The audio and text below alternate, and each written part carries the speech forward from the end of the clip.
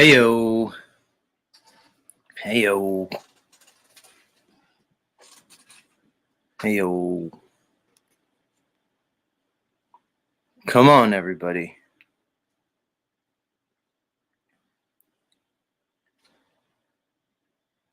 Come on, peeps. Everybody relax. Let's keep those adrenals down. Everybody loves the drama.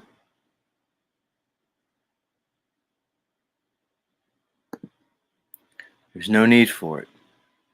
It's nonsense. It's nonsense.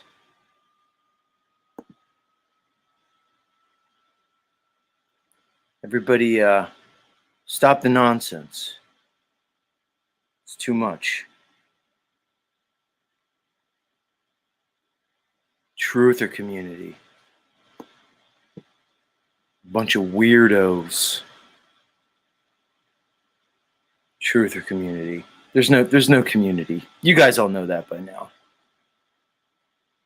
It's just like the Wild West of like outsiders, loners, so-called free thinkers. There's no community. How about build a community of one? around yourself. See what happens.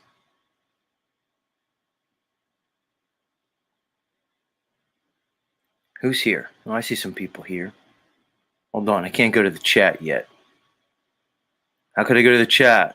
I haven't even started the show. That would just be inappropriate. I guess we better start the show. Right? What's my producer telling me? All right, yeah. He's saying get going. Nobody wants to hear this part.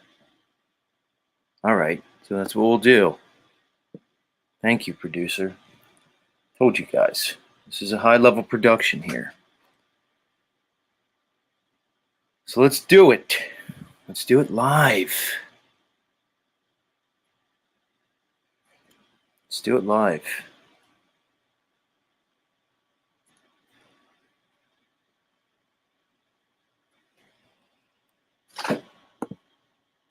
There we are. Everybody.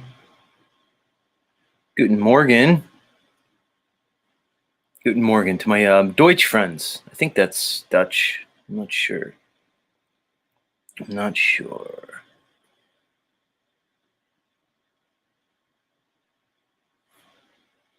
Golden years. David Bowie.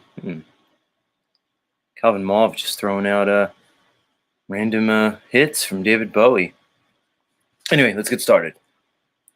Good morning, everybody.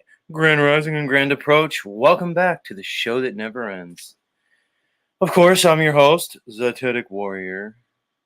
Just call me Z. It's much easier. Not like Heidi. She just calls me John. So Heidi figured out my name and just like saying it like over and over and over again. Like Heidi says, yesterday was the first day I wanted to call John and had no way to contact him. What the hell? I don't know what you mean by that, Heidi. John's me, everybody. You wanted to call me? You just had an urge out of nowhere, Heidi? You wanted to call me? I can't imagine where that urge stemmed from. I don't know, Heidi. Were you like getting out of the shower? You're lotioning up your legs. You got a little tingle down under and you wanted to call me? What's up? Oh, she said she's over it. It's okay. Right. See how they have to play coy? Oh, I wanted to call you yesterday, Z, but now I'm over it. Oh, too bad. It's unbelievable. It's all about the emotions with these ladies, guys. It's all about the emotions. It's they don't really think well, at least logically. Like they think, but there's really no logic associated with it. It's really just all their emotions. A woman's version of thinking, no offense, ladies, just saying, is, oh, I feel an emotion, which leads to a thought. So then how could I justify the thought that I have that stemmed from my emotion? You see what I mean? So it's backwards.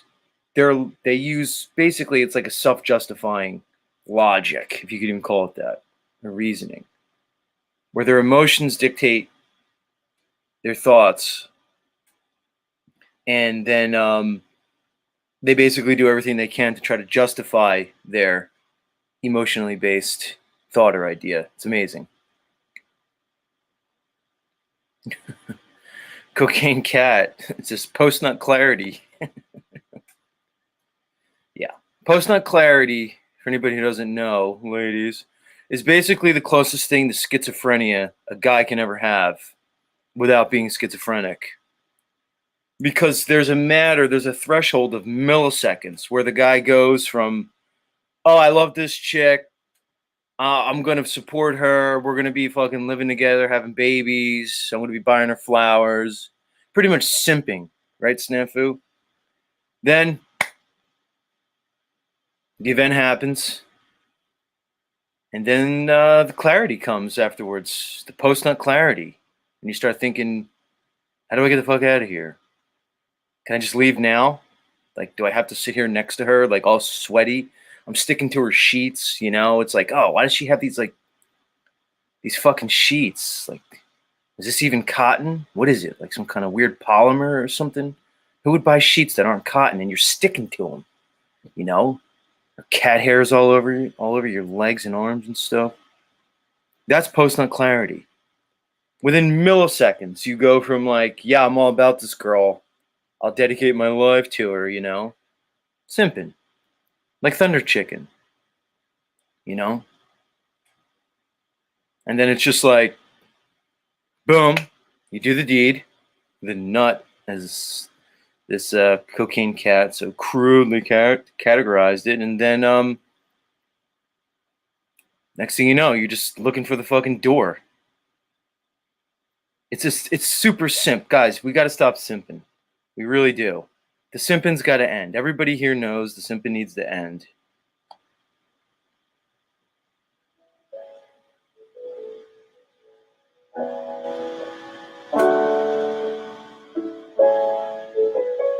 We all start out like this. No says it happens all the time. Ryan says bring your own sheets. Not a bad idea. Stop laughing, Heidi. This is how it's this is how it starts off, like this, guys. Even me. Like I'm like Thunder Chicken when I start off with some chick. I'd be like, yeah, Brielle, I'm gonna take care of all your 4 kids, girl. You know it, girl. You know? If there's post-nut clarity, this would be the PreNut Confusion, pretty much. You know, you're vibing it. You're in an R&B song. Boom. You and Brielle, me and Brielle, we get it on. Our thing's happening, you know? Like as our kids are like knocking on the door, like, Mommy, make me a sandwich. Mommy, where's my something? Mommy, where's my doll? You know, and I'm just trying to get it in as quick as I can. Think about it, Thunder Chicken. 4 kids. You think you're gonna fuck Brielle? And there's 4 kids just everywhere. They need stuff. Thunder Chicken, Lee, whatever your name is. You know, the kids like they like require time and energy. But the difference between me and Thunder Simp is, you know, I'll start off like this in an R&B song, but once I, you know, blow the nut, it's gross to even think of. Like how gross is it to be human? It's disgusting. I'm tired of it, actually. But as soon as that happens, the music goes off, and I'm looking for the door.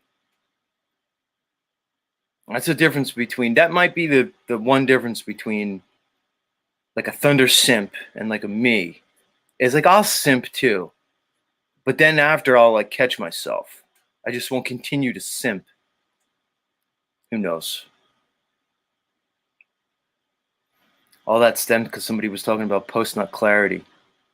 Where did that even come from? See, that's what I get for reading the chat. You guys are like everywhere. You send me in all different directions. It's weird. Let's say hi to you guys. This is the point where Zetetic Warrior goes to the chat. All right. Who's here? Who's here, you crazy fucking people? Go top down. Calvin Mauve checking in early. Yeah, all right. Much love, Calvin Mauve. The optics are high. Hashtag Truthio. Says Mr. Z, thumbs up. So I'm guessing that's our friend Snafu Snaps. Interesting, Snafu. There's been a lot of claims levied against you lately. I wasn't really subscribing to any of them. Everybody, like all these little sock accounts that come in, everybody's telling me, that's Snafu, that's Snafu. And I tried to tell people, Snafu and I are coolio, as far as I know. You know, I thought Snafu and I were coolio, but everybody's telling me Snafu's on the hunt, just trying to take down channels. Claims. People love to make claims. I rarely substantiate them, but anyway. Stella Donna in the house. Nice name. Heidi's here, Divine Spirit 313. She said, heard about Paul's yesterday. Haven't had time to watch. Wonder if Z did. Well, maybe you guys can fill me in, Heidi. I'm sure you will. Fucking drama queen. Who else is here? Who else is here?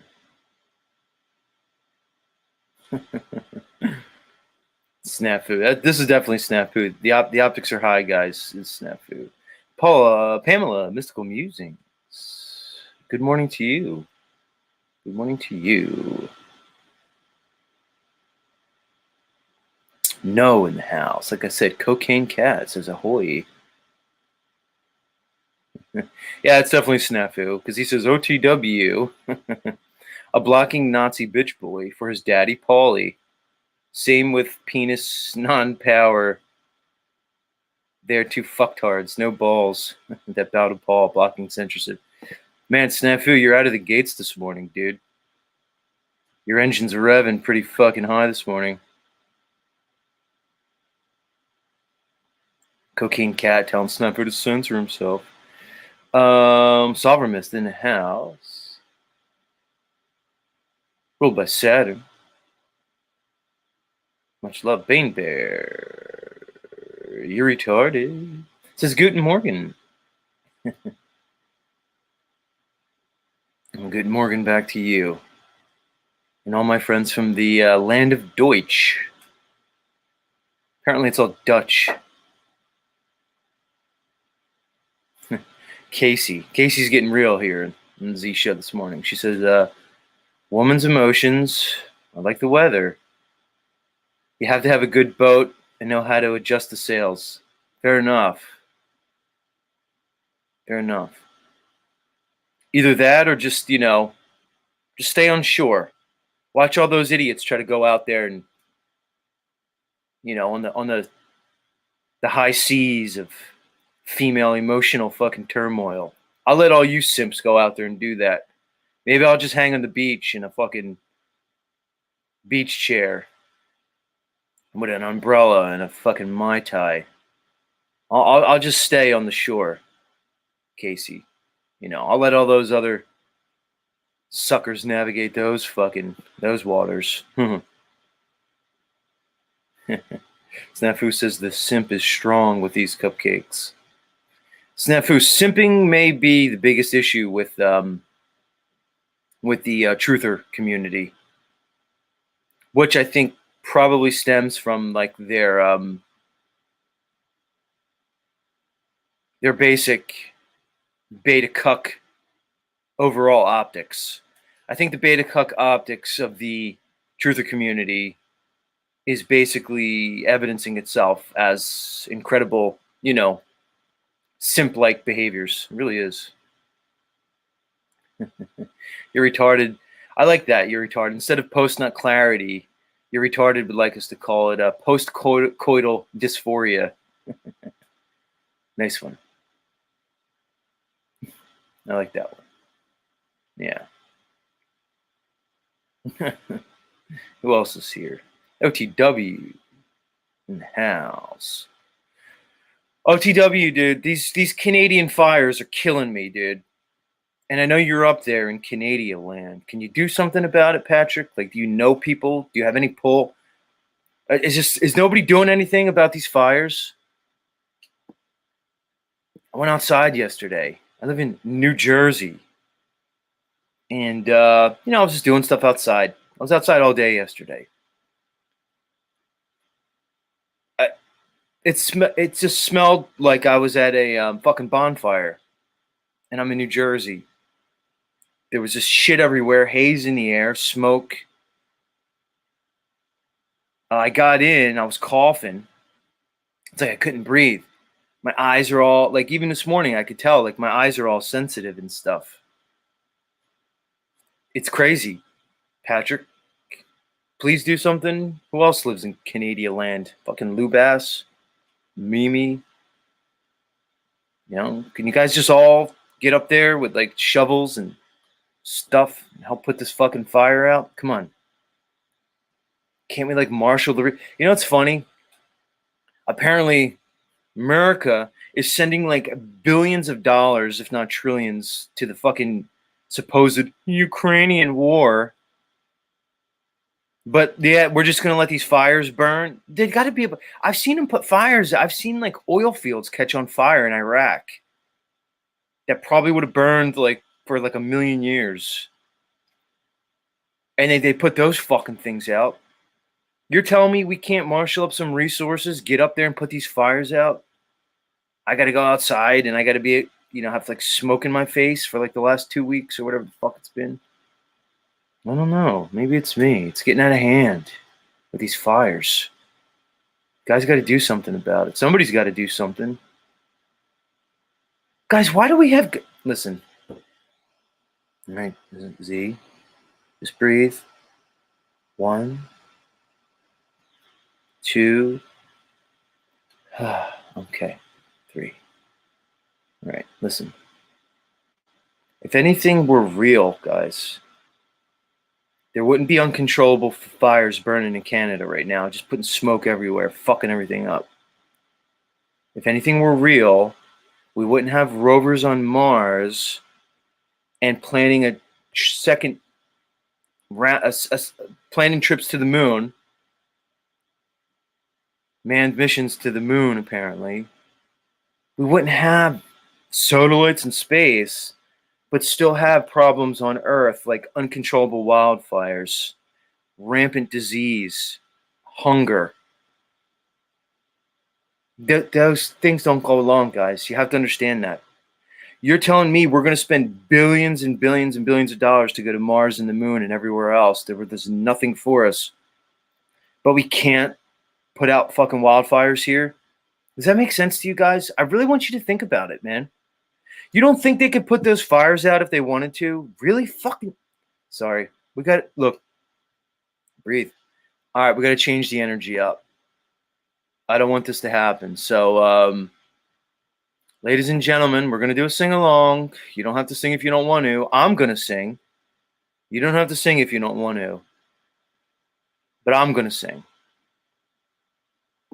So, all right, OTW, we know you like music. You're a musician. Bro, you're a fucking musician. Let me get it ready before I start yapping. Let's sing along to our friend Nathan Sanders. We met him yesterday. We're trying to get him over to the show because we love him. But even more than that, we love his music. He's uplifting. And we're going to kind of harness that Nathan Sanders energy, and we're going to change the vibes here. So everybody, without any further ado, I bring you Nathan Sanders and his Apocalypse Cabaret. And let's join him as we all sing along to the classic, this is going to make some people happy in my audience, Nancy Griffith song, Once in a Very Blue Moon. Nathan, my friend, take it away, brother.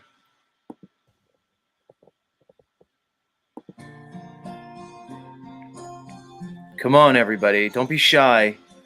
Don't be shy. I found your letter in my mailbox today. You were just checking if I was okay.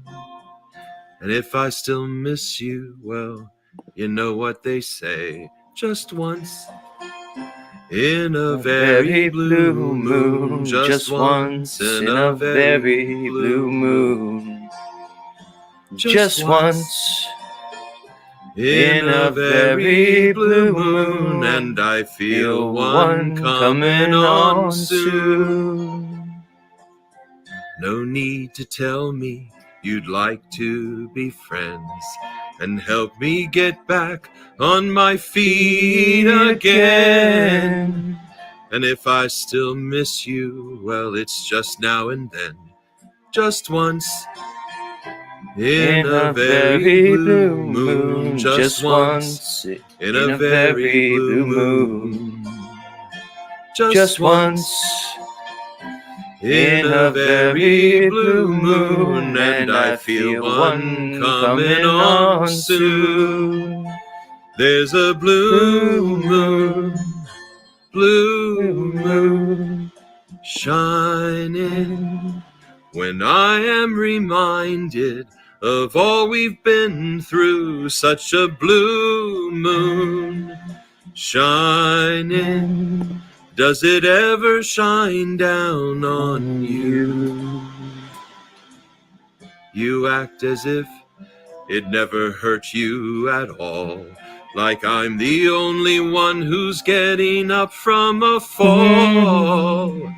Don't you remember, can't you recall, just once in a very blue moon, just once in a very blue moon, just once in a very blue moon, and I feel one coming on soon. Just once in a very blue moon. Apocalypse Cabaret. Everybody, give it up for Nathan Sanders. Much love, Nathan. Thank you for changing the vibes up. We love you, Nathan. We love you. Does Enslaved by Truth love you? I won't call him the FAT word. I don't know why everybody calls you fat, Enslaved by Truth. That's not nice. I'd imagine that most of the fucking losers that roam around these YouTube streets, they're probably not fucking, string beans themselves. I bet every person listening to me probably could be classified as technically obese, or at least like 90% of you people. Leave EBT alone. Leave him alone. Hashtags leave EBT alone. Oh, Bizwoofer's here. Biz, did you like Nathan's song, Bizwoofer? Biz, did you like it? I liked it. He does look like Colonel Sanders, EBT, which is funny because his name is Nathan Sanders. I mean, the irony is not missed on me either, that somebody with the name of Nathan Sanders fucking looks like Colonel Sanders, but he sings like a damn angel. He really does. I love you, Nathan. We all love you. You're beloved.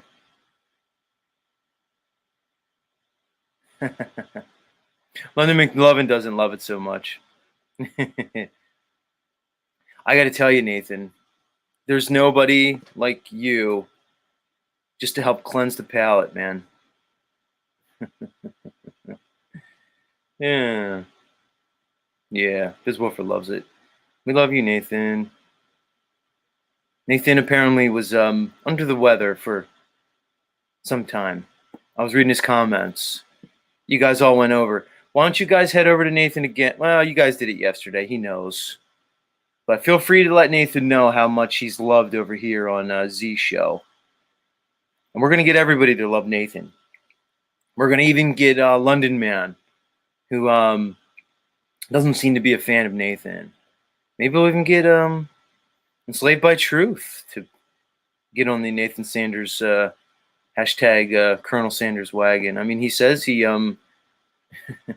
he loves KFC products, chicken flavored products. Yeah, we don't really know if that's chicken, ABT. When they say it's chicken, they should just put quotes around it. Because apparently if you just put quotes up like I do all the time, even if they're air quotes, it seems to absolve you from all liability. You could kind of just say anything. So, yeah, we all love KFC chicken, air quotes. Yeah, I can't eat that stuff, guys. I've been telling you guys a lot. I've been trying to clean this fucking diet up of mine. Not like it's horrible. What I notice is, I'll just speak for myself, is like the eating out of like boredom, or the eating out of some sense of compulsion, or eating to try to like get some kind of emotional satisfaction or something. I got to cut it out, man. It's too much. We're all trained to just... I put it like this, guys. Most of us eat the same things over and over again. Like you may think you have variety in your diet because one day you had a hamburger and then 3 days later you had like, I don't know, a piece of steak. You're still just eating fucking cow, bro. You're still eating cow meat. It's not different. We eat the same shit over and over again. It's not natural. Like I always say, if we existed in some sense of a state of nature, if you can conceive of it, which to me would be more like a hunter-gatherer type of thing, like in a jungle. Could you imagine being? I can only imagine being in a jungle with some of you people. Like, what? I'm going to be in a jungle with the Snafu, EBT, fucking Biz Woofer. Could you imagine that? That'd make a hell of a fucking hell of a TV series. But if you existed like that, like tribes and stuff, think about what you'd be eating, guys. You would eat meat, but very sparingly. You'd probably be more of a scavenger than a hunter-gatherer. Just think about it, guys. If you're like, they want us to think like they show us the Plains Indians and they're all on fucking horses with bow and arrows and spears taking down buffalo. Okay, they might have did that like once a year. It was a big deal. But think about how hazardous that would be. If you fall down and fucking break your leg, it's not like they could rush you to the ER, the Sioux Indian ER, in the middle of the fucking plains. No, you'd be probably fucking dead or close to it or fucking really handicapped or anything. So they have us all pictured like we had these guys, or they'll show you the, like the movie 10,000 BC with a bunch of like, early men, so to speak, hunting like fucking woolly mammoths and shit. Again, that would probably be exceedingly rare. Most of your meat would probably come from scavenging, things that are dead, things that, predators left behind. You wouldn't be like fucking EBT going to fucking KFC and getting a big fucking bucket of the Colonel's fucking special. You wouldn't be doing that. You just wouldn't. You wouldn't be snafu rolling up to McDonald's and getting fucking 3 fucking quarter pounders with cheese. You wouldn't do that. We know, snafu, you're rolling up to McDonald's. You're a little stoned, a little drunk. Possibly Taco Bell. You wouldn't be doing that, guys. You'd probably be eating like things off the forest floor, root-based vegetables, so to speak, plants, let's call it. Maybe some berries here and there. And when you were eating the meat, you'd probably be eating other things besides the actual meat, which is basically muscle tissue. There's lots of tissues, guys. You could eat all of them. You would be eating more of the bone marrow, tendons, ligaments, and stuff, chewing on them. Organs, heart, liver, shit like that. It's all fucked up. We're all fucked up, and I'm tired of it. I'm sick of you people. I really am. I really am.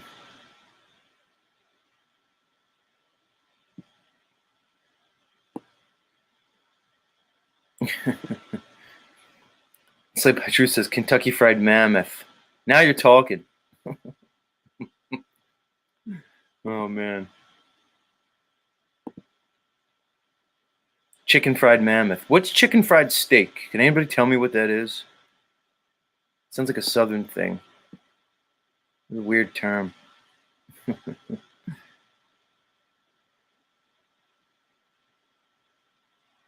Yeah. So forget about it, guys. Just stop being gross. I'm kind of sick of like the grossness of the human race, whatever that means. Just the amount of guys that I know who have admitted to me that they fucking like eat ass, so to speak. I can't. All right, guys, you know my feelings on going down on these bitches. You should be nowhere near it. For any of my new listeners, like I have a hard stance on this show that there should be no cunty lingus. You should never be going down on these bitches. But Most of you guys have to take it to the next step. You guys are swinging around that backside. You guys aren't eating ass then pussy, right? I gotta stop. It's too much. Like, is there an order to it? It's so unsanitary for so many reasons. I can't even. What are you all doing? Stop eating pussy. And please stop eating ass.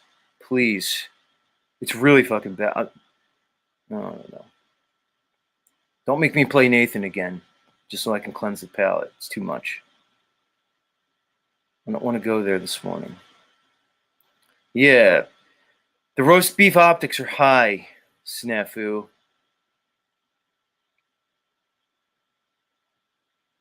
Although interestingly enough, snafu, you are the resident MGTOW around here, and even you, snafu, I'd imagine that you're going down on these bitches,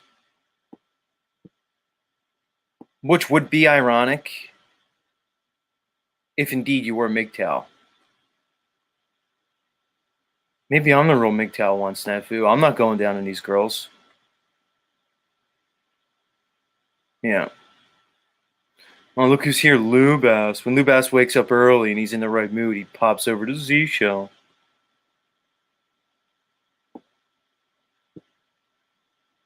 I mean, Lou, we already know where you stand on this issue. Lou's the kind of guy who will just eat a girl out but get nothing in return. Come on, Lou, admit it. I guarantee you. How many bitches have you gone down on and then you walked away with, like, you know, swollen blue balls afterwards and you had to take care of yourself? You're that type of guy, Lou. And then you'll try to justify it to me somehow, as if that makes sense. What's the big deal, Z? You don't want to pleasure women?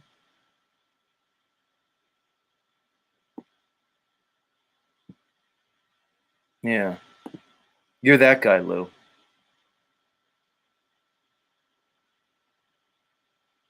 Oh, Lou says, I'm up early every day, son. Yeah.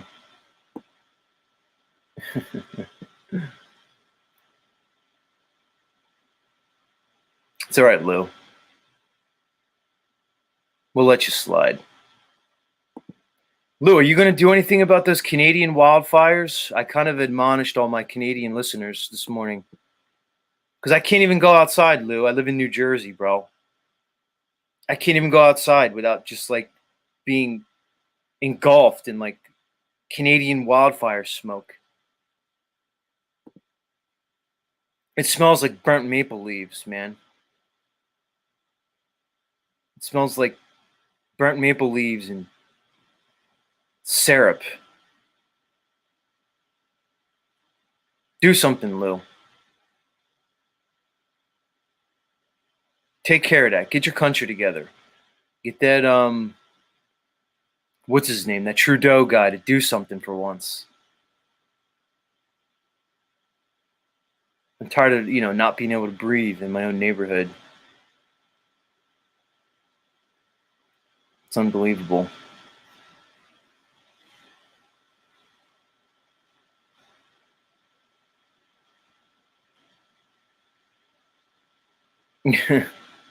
Yeah, Canucks.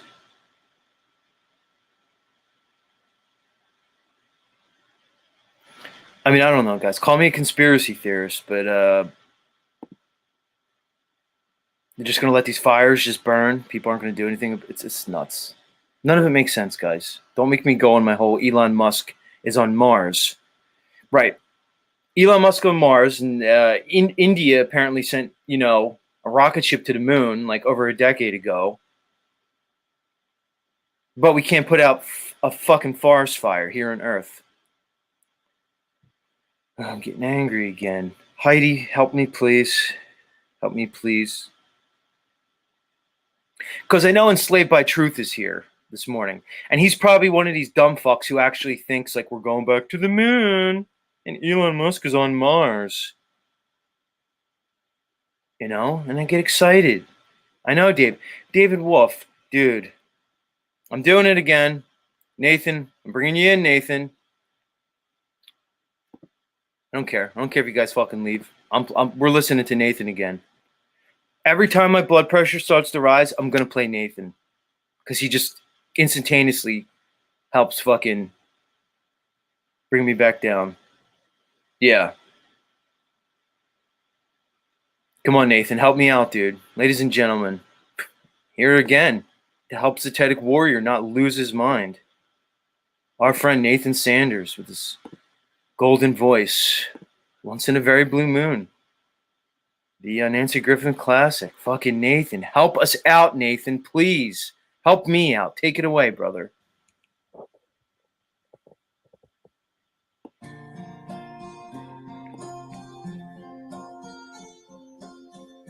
I found your letter in my mailbox today. You were just checking if I was okay.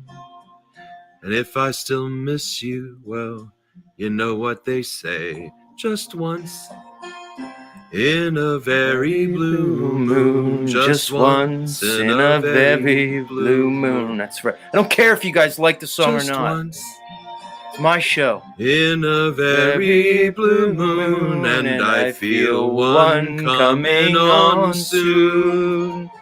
I'm feeling better already. No need to tell me. Come on, Bizwoofer. You'd like Sing to along. It's be good for you. friends and help me get back That's right, on my Moose. feet again. And if I still miss you, well, it's just now and then. Just once in a very blue moon. Just once in a very blue moon. Just once in a very blue moon, and I feel one coming on soon. There's a blue moon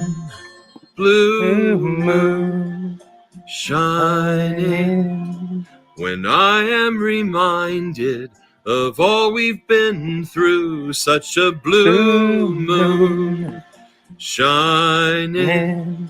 Does it ever shine down on you?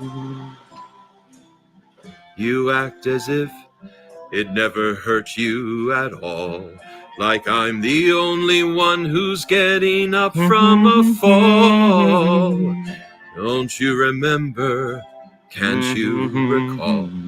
Just once in a very blue moon. Just once in a very blue moon. Just once in a very blue moon, and I feel one coming on soon. Just once in a very blue moon. Apocalypse Cabaret. It's as good as it gets. It's as good as it gets. I mean, if that doesn't move you, like on a deep level, I feel bad for you. I'm sorry for you. You're just basically dead on the inside.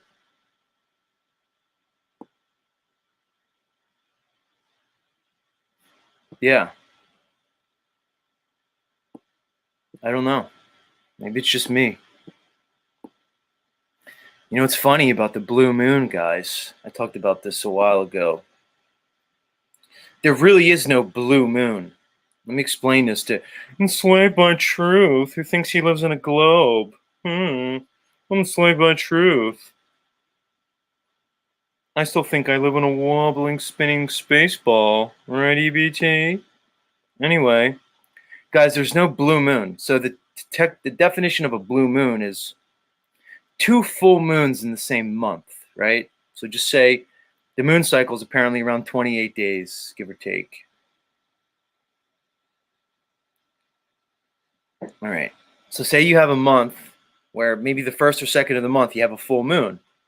And then right at the end of the month, there's another full moon. So I say it's like 2 full moons in July or whatever. I don't know. EBT says, don't straw man me, homie.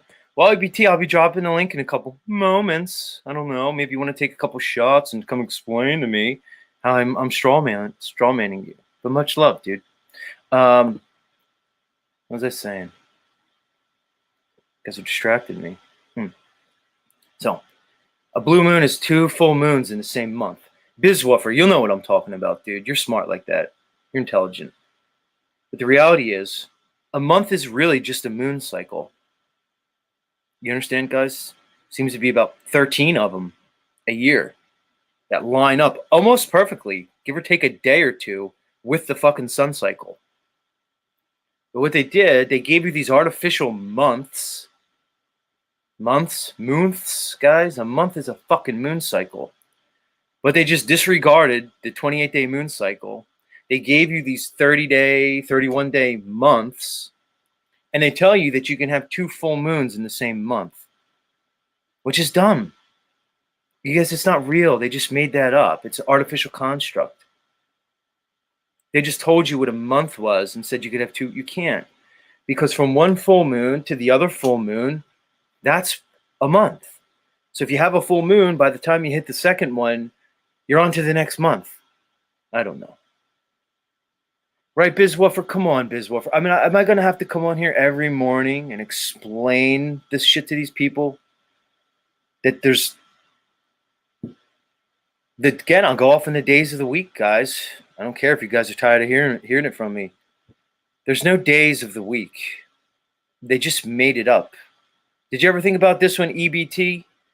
As you're most likely have like a poster of Elon Musk like in your man cave where your wife lets you drink and broadcast. Sorry, why am I going in on EBT this morning? I don't know. Anyway, much love, EBT. Come talk to me.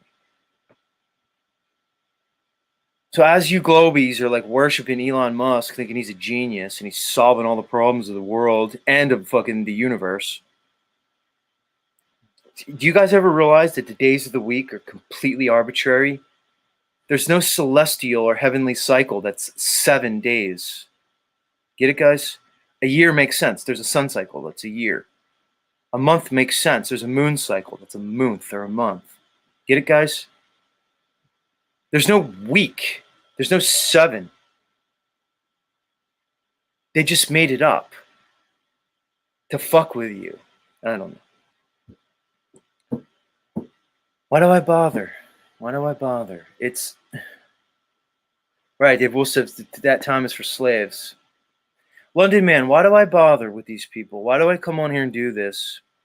Are they ever going to get it, London man? Are they ever going to understand when I tell them that the days of the week are completely made up? There's nothing about them that's organic. All right. It's a division of the month. Okay, but why 7 days? You're going to tell me, well, a month is 28 days, but it's not. They made it 30 or 31, even though it's 28. You divide it. So say it was 28. You divide it by 4. That's 7. But why 4? Why not half? See, enslaved by truth. This is how... Christos, please help me, Christos. I'm having one of those mornings, Christos.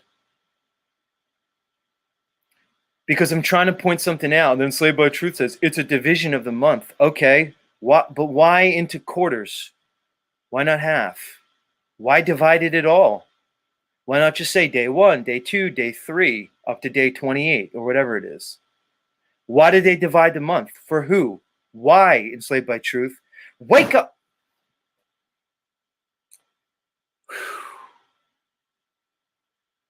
Pamela, somebody please help me.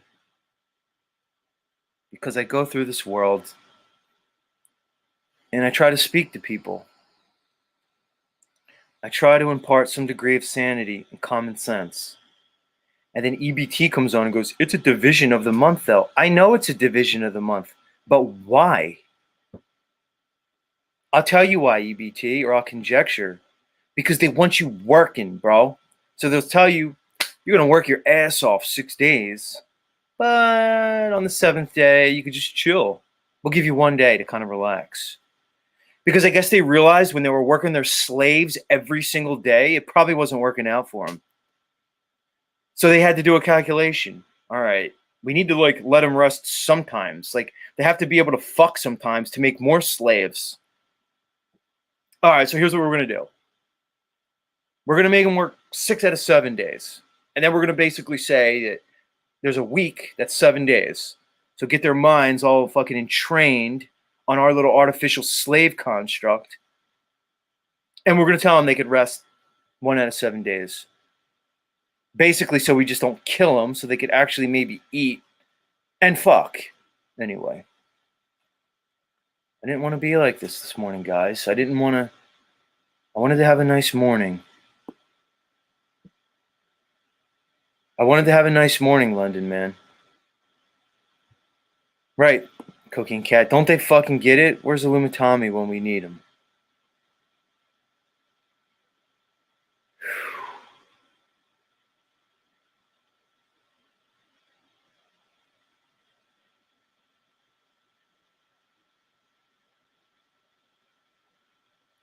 Enslaved by Truth, dude.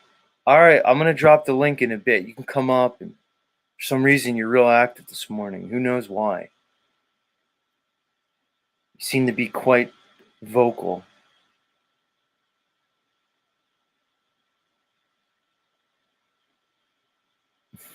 Pamela Mystical Musing just says, ew, Elon Musk. Yeah. Guys, the normies, they're falling for the Elon Musk thing. They think it's real. Every Zoomer that I've talked to, they're bought in, guys. They really think that someday they're going to be vacationing on Mars. Very upset. Very upsetting.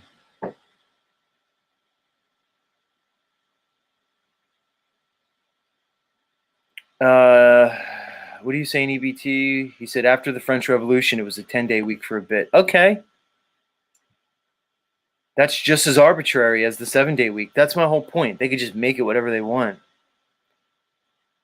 Guys, there really is no time outside of the cosmos. It's a perfect clock that resets over and over and over again.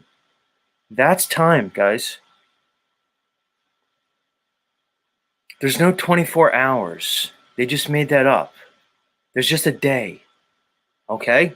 Sun rises. The day happens, then it sets.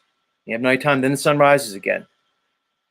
From the rise to the rise, or whatever point along there, that's a day. Noon to the next noon.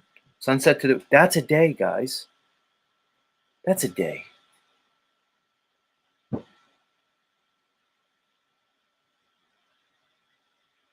That's it.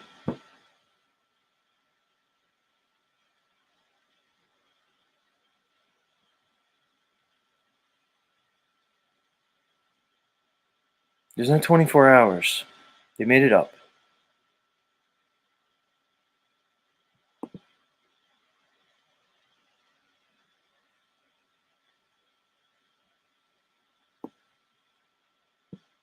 The funny part is all these holidays,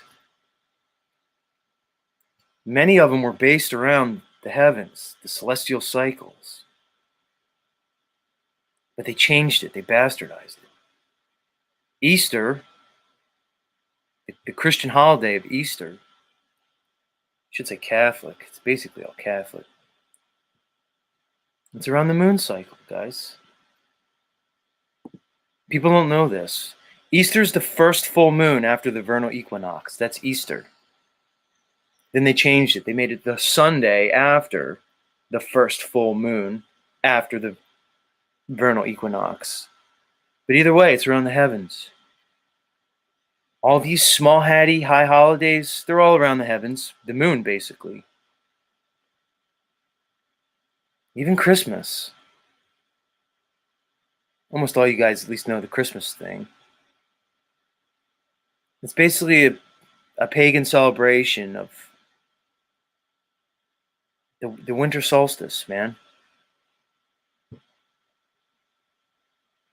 So they based all their holidays off the heavens, but then through their religions try to tell us that basically nature's evil. And you're evil because you have a body. And you're in a fallen state. Seems like we are. Why are they so involved with the heavens? Why are they so involved with the sky?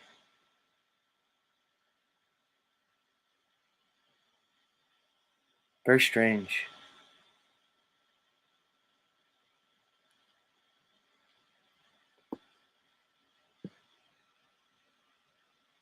Manuel says the sun moves 1 degree across the realm for every arc minute. Thus we get a minute.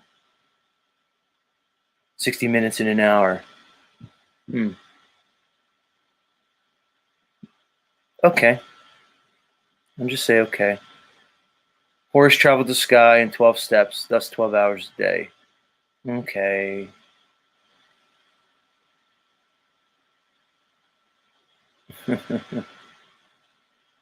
Numbers says old texts say that the Jews use their noses as sundials. Very esoteric stuff. You wouldn't know about it. Now, that kind of sounds bigoted and racist. We don't want to make fun of our small hatty friends here. We know better. Z knows that one of the quickest way to lose his channels is to make fun of the small hatties. We don't want to do that, everybody. That's not a long-term recipe for success here on YouTube.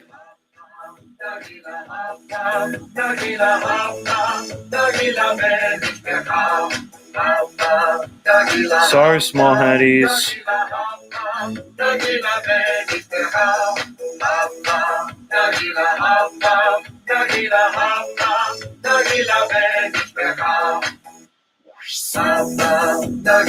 I doubt they really use their Jew noses as sundials. It's not probably realistic to think that.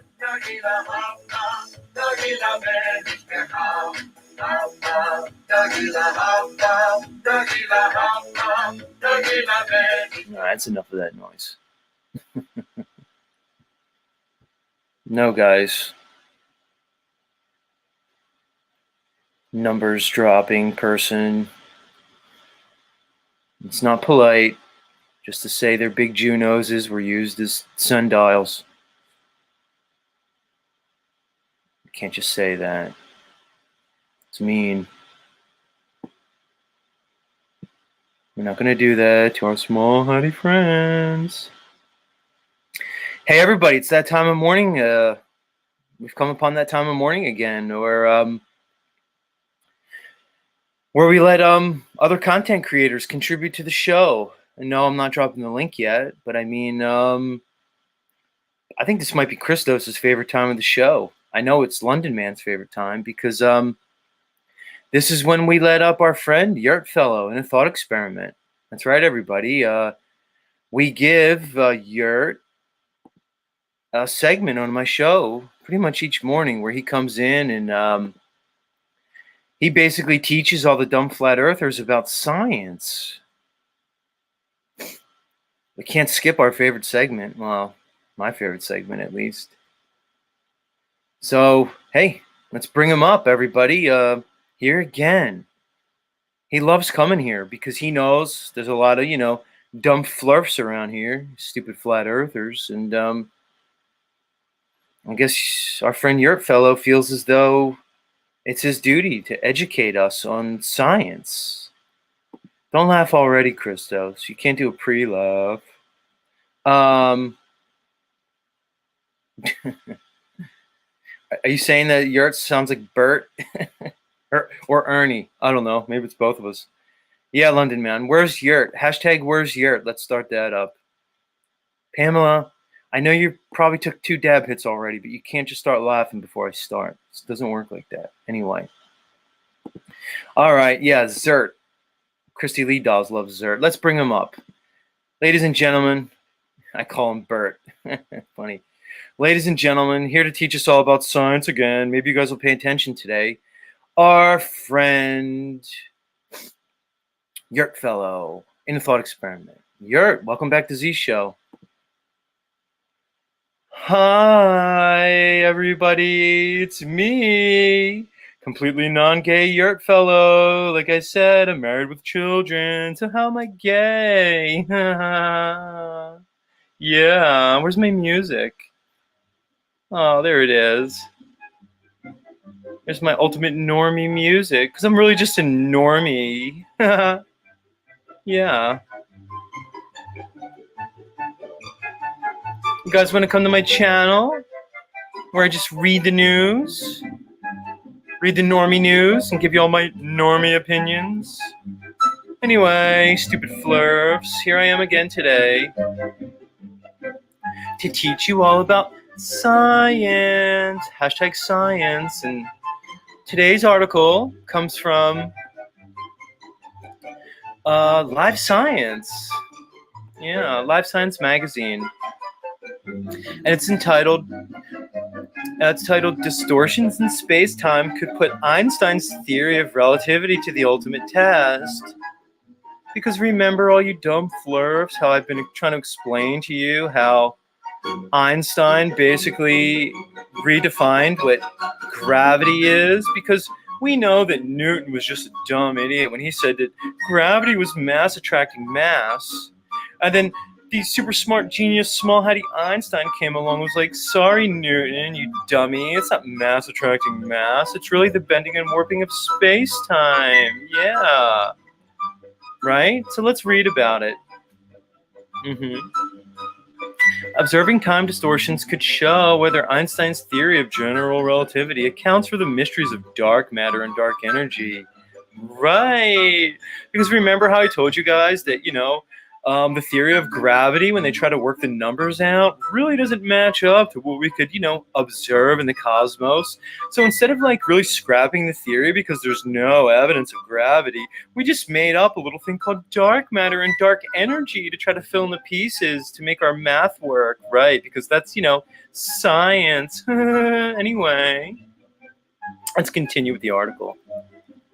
Scientists could soon test Einstein's theory of general relativity by measuring the distortion of time. Right, because we could measure the distortion of time, because that's totally possible. Anyway, let's continue. According to new research published June 22nd in the Journal of Natural Astronomy, the newly proposed method turns the edge of space and time into a vast cosmic lab to investigate if general relativity can account for dark matter, a mysterious and invisible form of matter that can only be inferred by its gravitational influence on the universe's visible matter and energy, as well as the accelerating expansion of the universe due to dark energy. Do you see how they're just positing things with no evidence? And even here, they admit basically that that dark matter, I'll repeat it again, is a mysterious, invisible form of matter that can only be inferred. So you see what they're saying? We're inferring it because guess what? We gave you a theory of gravity, but when we actually try to use it to recreate a model of the cosmos, it doesn't even come anywhere near making sense. So we had to infer it. That's science, everybody. Hashtag theoretical science. Pseudoscience. Wait. Anyway, let's continue. General relativity states that gravity is the result of mass warping the fabric of space and time. Yeah. Remember how I said that space and time are concepts and there's really no way you can prove or demonstrate or test how they could be warped? But we're just going to keep saying it over and over and over again and telling you dumb flurps that gravity exists. Because of course there has to be gravity. How else can you stick to the side of a wobbly spinning space rock moving 1,000 miles an hour at the equator that we call Earth? I don't know. Anyway, kind of weird. Let's continue. According to relativity, time passes more slowly close to a massive object than it does to a massless vacuum. This change in the passing of time is called time distortion. Again, don't ask us how we test for this because we can't. Guess what we do? Theoretical tests. We do theoretical experiments, which means, we don't actually use applied physical science, We don't really just observe, measure, and then repeat the test in the experiment. No, we just do them in our minds. Basically make a bunch of stuff up and teach you dumb idiots what science is. Anyway, hashtag Jesuits. Let's continue. Since its introduction in 1915, general relativity has been tested extensively and has become our best description of gravity on a tremendous scale.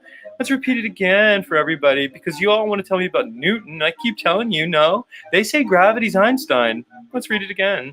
Since its introduction in 1915, general relativity has been tested extensively and has become our best description of gravity on a tremendous scale. Interesting. We say it's been tested extensively, even though there's really no test and no proof of gravity. We're just going to say it over and over again. Anyway, But scientists aren't yet sure if it can explain invisible dark matter and dark energy, which together account for around 95% of energy and matter in the universe. Do you see what I mean, guys? So when they tried to really put their theory of gravity to the test, they realized it wasn't even close to explaining anything. So much so, and by so many orders of magnitude, that they had to fill in matter with 95% of dark matter. I don't know, guys. It kind of sounds like to me they're just making this up as they go along, and you people all just believe it. Oops, I mean hashtag science. Anyway, I hope you all learned something this morning from your friend Yurt Fellow. Oh, hold on. Oh, it's almost done. Let me mute this. Honey, what? I'm broadcasting again.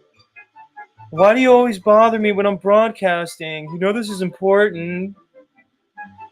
No, I'm on Synthetic Warrior's channel. Nobody watches my channel. He lets me on. No, honey, I don't want to do it. I told you, I'll do it to... Honey, okay, I'll do it. I'll do it when I'm done. All right, I love you. No, I'll do it when I'm done. All right, I love you. Okay, unmute. Oh, shit. Anyway, thanks for having me on again, Synthetic Warrior, and look forward to talking to all you guys and dolls soon. This has been your friend Yurt Fellow.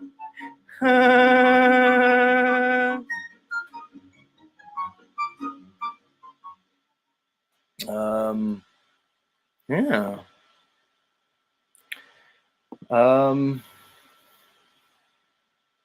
Yurt, everybody. It's our friend in a thought experiment.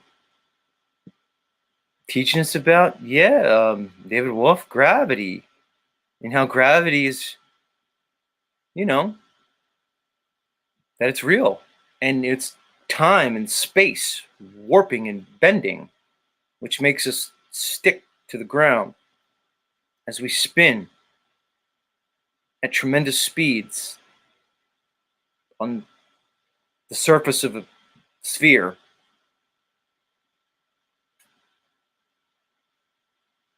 Make it make sense. Lubass says, what's this show all about, man? It's about you, Lubass. Because in your narcissistic, solipsistic mind, Lou, everything's really just about you, right? So we'll just make the show about you, Lou. Even though it's called Z Show. What's this show all about? I don't know. It's kind of all about making fun of you, Lou. We'll make it about that. You can make it about how, your daughters want to fuck me. I don't know. How Trisha's listening right now. And your daughter, Patricia Bastone, your eldest daughter, had to make a sock account just to be on my channel because of what a psycho fucking path you are. So that's what I'll do. I'll just make it about you, Lou. And it'll be a great show. I'll just do the last hour and 45 minutes about you and how you're pretty much horrible. And your daughters come here looking for some sense of fucking sanity and masculinity and leadership, which is weird because you obviously didn't provide it to them. So they have to come here under a sock account because you're such a fucking psycho douchebag. Anyway, it's Rob Cleveland's favorite time of the morning. It's where I drop the invite in the chat. And I allow all the members of the multiverse to come up on Z Show. Talk to us. Who's going to come up? Round and round they go.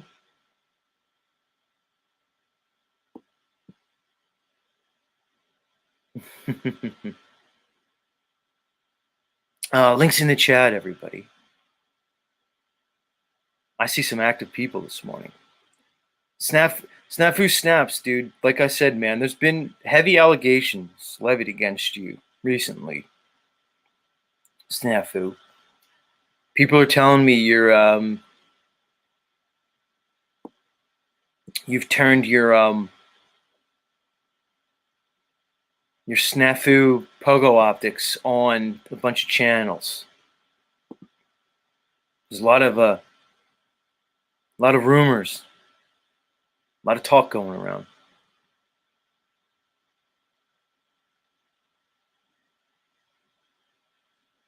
I don't know, Snafu, if you want to address some of these allegations that have been levied against you, you're free to do it, bro.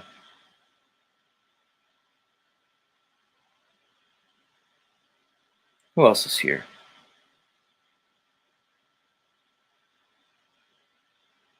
Damn. He said, sure did, Mr. Z. I don't know, Snafu. Maybe come lend your voice to the conversation. Maybe we'll get to the bottom of it, man. I'm not sure.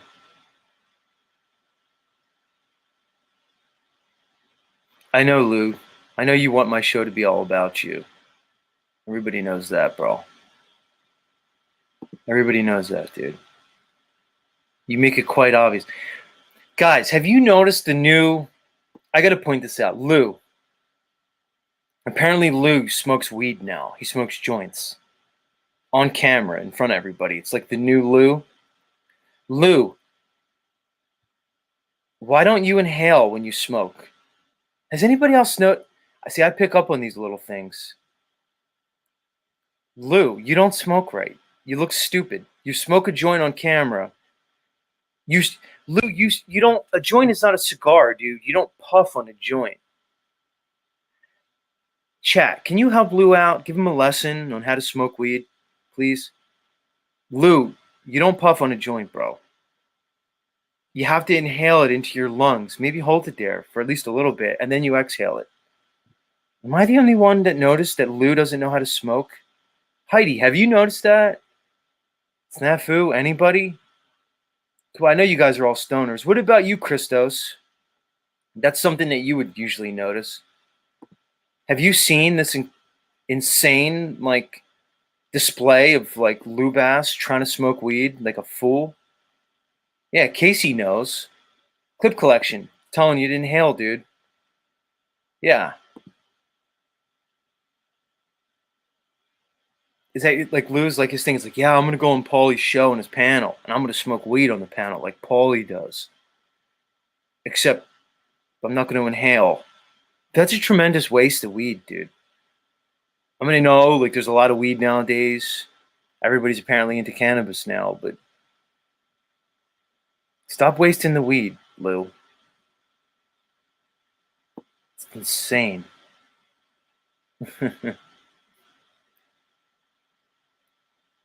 Has anybody else noticed it, or is it just me? I don't know. What do I know?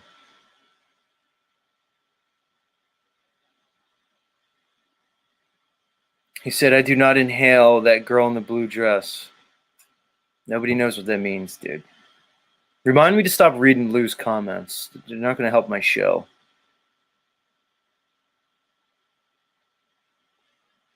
Let's let up Bane Bear.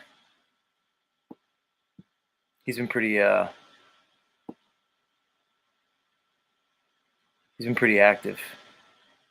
Let's get him up here. Bane Bear, welcome back to the show. What do you got for me? Not much. I just wanted to say good morning. How are you? The impressions. How's it going, dude? Doing good. The impressions you're doing are pretty hilarious. Like that whole when you said hold on, mute, and then did the wife thing. You'd be like, no, I'll do it when I'm done. Okay, unmute.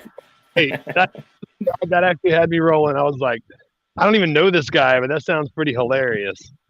You know, like I don't know the guy you're referencing. Like I don't know him like you know him, but from what it sounds like, you're doing a pretty spot-on impression of him. I mean, yeah, I mean, just picture like the ultimate normie. I mean, too bad for this guy Yurt is just that, like, just the way my mind works. Like, he just now represents like the normie idiot who's going to tell everybody that, like, you know, we're going to Mars and shit and all that. What do you think, Bane Bear, dude? I've been really on this lately. It's like I said, dude, they can't put out these Canadian wildfires. They can't seem to get like disease, pestilence, and famine under control here on Earth, so to speak. But yet we have multiple rovers on Mars, multiple different, quote unquote countries that have been to the moon with various different crafts and ships and stuff. We're apparently sending people back, quote unquote, back to the moon. But yet we can't get our shit together. Like, here's the thing, dude. To me, it strains credibility, right? Because if you couldn't really think about it, it doesn't make sense. You would have to have all these other needs met. It's a classic hierarchy. It's a hierarchy of needs pyramid, meaning to say, let's just really think about it. If we're going to take an objective approach, let's conceptualize a civilization. Before you would blast off your little floating rock in space to go to another planet, wouldn't you think that you would have to have certain things covered first? That, a bunch of people would get in a room and somebody would say, whoa, whoa, whoa, whoa, whoa. Because this is all apparently, NASA and stuff. Oh, well, it's private now. It's SpaceX. No, it's still just NASA. Anyway, my point is, when you think, Bane Bear, a bunch of guys would get in a room and they'd say, wait a second. Whoa. We're going to go to Mars for nothing, but yet we got fucking people that are still sick and starving, people that are living on the streets. We got, pretty much a pandemic of like mental health issues. We have all kinds of stuff going on, but yet we're going to just take all these resources and we're going to blast shit up into the fucking fake space. I don't know, dude. Just on that level, I think invalidates the whole space presentation. Go ahead, floor is yours. Sorry. I have an explanation for that. Most people that use the word conceptual, not you, but most people that use the word conceptualize can't spell the word conceptualize because the logic bomb is beyond them. Like people that be like, hey, dummy, don't you know we sent a rover on Mars? And then I go, okay, I've logged over 20 hours of telescope time looking at Mars. Have you ever looked at Mars for yourself? Well, no, I don't need to. There's other people that do that. You mean people that get paid money to lie to you? Like, here's the thing, Z. Here's the thing. Let's go full, boil it down to actual logic. I could ask you as a man what you had for lunch yesterday, right? And you could tell me, and you have nothing to gain by lying, but it's based on me believing you, right? Because, I mean, while you may have nothing to gain, I don't know if you're lying or not because what? Because I wasn't there. You really think we went to the moon? You really think we can go to Mars? We can't get a smart car to stay on the road while the driver's asleep. Even though people try it all the time, it's like there's the automatic coffee maker. If you don't have the coffee pot in the place, it's just gonna set off an alarm and make coffee all over your kitchen counter. If you don't know, I mean, there's no way we're not meant to. We can't leave this place, okay? The only thing that's eternal is our souls. There's one way here, birth. There's one way off, death. Ta-da! That's literally all it is. And it's like people have trouble getting their mind around it. They're like, well, how do you explain this or that? And I'm like, I don't know. Like, I don't know how. I don't know the science. Listen, National Geographic's never going to get a microscopic camera inside the cocoon of a butterfly, okay? I don't need to know the mechanics behind how the caterpillar made it up the tree, got into a cocoon, and came out a butterfly. I just know that it's a fact. It was a caterpillar. It is in a cocoon. Oh, look, it's a butterfly. I don't need to know the magic that happens there. That's part of the whole ignorance is bliss thing. Sometimes people don't embrace that enough. Like that's how they get roped into. That's how they get roped into politics and shit. It's like ignorance is bliss. I vote to not vote. Did you vote? Yeah, I voted to not vote. Well, that doesn't count, and you can't bitch about anything. I can say whatever I want. If you have a freedom of speech, then I have a freedom of speech. And if I voted to not vote, that was my vote. I chose to not vote. Here's the thing, Bane Bear. It's a great point that, they've taught us that they've basically given us the answers, right? So we're all now entrained and conditioned to look to some authority figure for answers. It just starts off naturally when you're a child. You look to mommy and daddy and the other adults around you for answers. And then instead of letting the entity mature into an adulthood situation and consciousness, we then supply another mommy and daddy usually the government or academia or some institution, some overarching institution. Or the internet. And- The internet's daddy. Yeah, anything. And we keep people in this mindset where there's always going to be an answer. There's always going to be somebody who knows more than you that's going to give you the answer. So what happens is somebody like me or Bane Bear comes along, we challenge these things. We say, hey, look, maybe it's not like what they're telling you.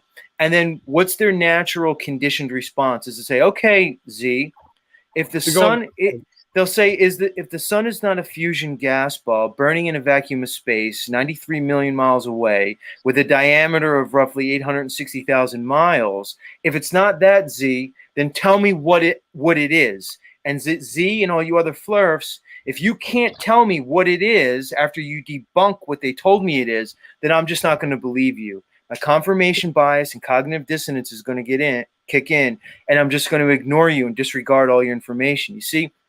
But that's completely faulty logic, because if I debunk something that you have, I don't have to replace it. Go ahead. Yeah, it never works in reverse for them. You can never take that, like they shut down. It never works in reverse. Listen, I'm in construction. I'm a custom carpenter for 30 years. I've seen guys on a ladder 10 feet away from me measuring something wrong. And I'll be like, remeasure that. I don't trust you on that measurement. You're going to tell me that some scientist who can't put together a cabinet from IKEA is going to look through his telescope and tell me what the measurement of the sun is? If you believe that, I've got some amazing beachfront property in Arkansas to sell you. I mean, really, okay, so the scientist who was bullied and was nerdy and is not athletic at all, is not strong, is not picking up the chicks, who cannot build, repair, or put together anything, is going to do his maths on his chalkboard with his little dry erase marker and say, oh, I know exactly the temperature of the sun, the size of the sun, what the sun's favorite water sports are. I mean, come on, really? If you believe that, you deserve whatever you decide to take with that. Okay, you can believe that. But it's just like, the whole thing, like yesterday, what you had for lunch, Z. If I asked you what you had for lunch, I just got to take your word for it and hope that you're not lying to me. You would have nothing to gain by lying to me. So obviously, I just assume you would be honest. You'd be like, yeah, I had a burger. Yeah, I had pizza. Yeah, I had a salad. That kind of thing. And I'd be like, oh, okay, I'll take his word for it because, he's a stand-up guy and he's got no reason to lie to me. Well, what are you going to? Why would they lie? That's what it always comes down to. Why would they lie? When you tell these people, why would they lie? I don't know. Why, power. But then if you tell them the answer, they don't like it. Why would they lie? I was like, I don't know. Control, power, influence, monetary gain, political leverage. I mean, there's a million answers. No. Those aren't good enough answers. And I'm like, okay, look, dude, go to Walmart. It's $100. Get you a shitty telescope for $100. Go look at every full moon for a year. Look at all the astrological anomalies. Within a year, you'll realize there's no way that we're in a spinning water ball and all of the stars look the same every single night. There's no way. It's not even remotely feasibly, physically possible. I mean, that's the thing, dude. The absurdity. Dude, once you get to the understanding of how absurd it is, I think the absurdity actually entrains their spell, right? So what it is you present somebody with such a shit show. Look at the whole presidential thing, dude. Joe Biden and Trump, two senilic men that really have no business running a fucking coffee shop at this point in their lives, who are our presidential candidates, dude. So present them with the biggest shit show that you can, and if they all still buy in, then you have them that much more enslaved. I think they've come to such a point in their spell. Just give them the most fucked up reality that you possibly can. They'll all still believe it, and you got them, dude. Look at the whole CV pandemic over the last 3 years, the shit show that was, and people just go along with it. They're totally selected, not elected. And the thing about it is it doesn't matter if you vote for Biden or vote for Trump or vote for DeSantis or vote for RFK Jr. You're consenting to the circus. If you vote, it doesn't matter which way you vote, you're consenting to the circus. You're like, okay, I'm ready to believe whatever bullshit lie you're willing to throw down the mainstream media pipeline to me. Like, my parents and stuff fall for that stuff, and they're like, well, I don't think it matters, this and that and the other. And I mean, I have Christian friends that give me the hardest time on on the flat Earth thing, and I'm like, there's like 200 references in the Bible to the Earth being flat. Job was written before Genesis.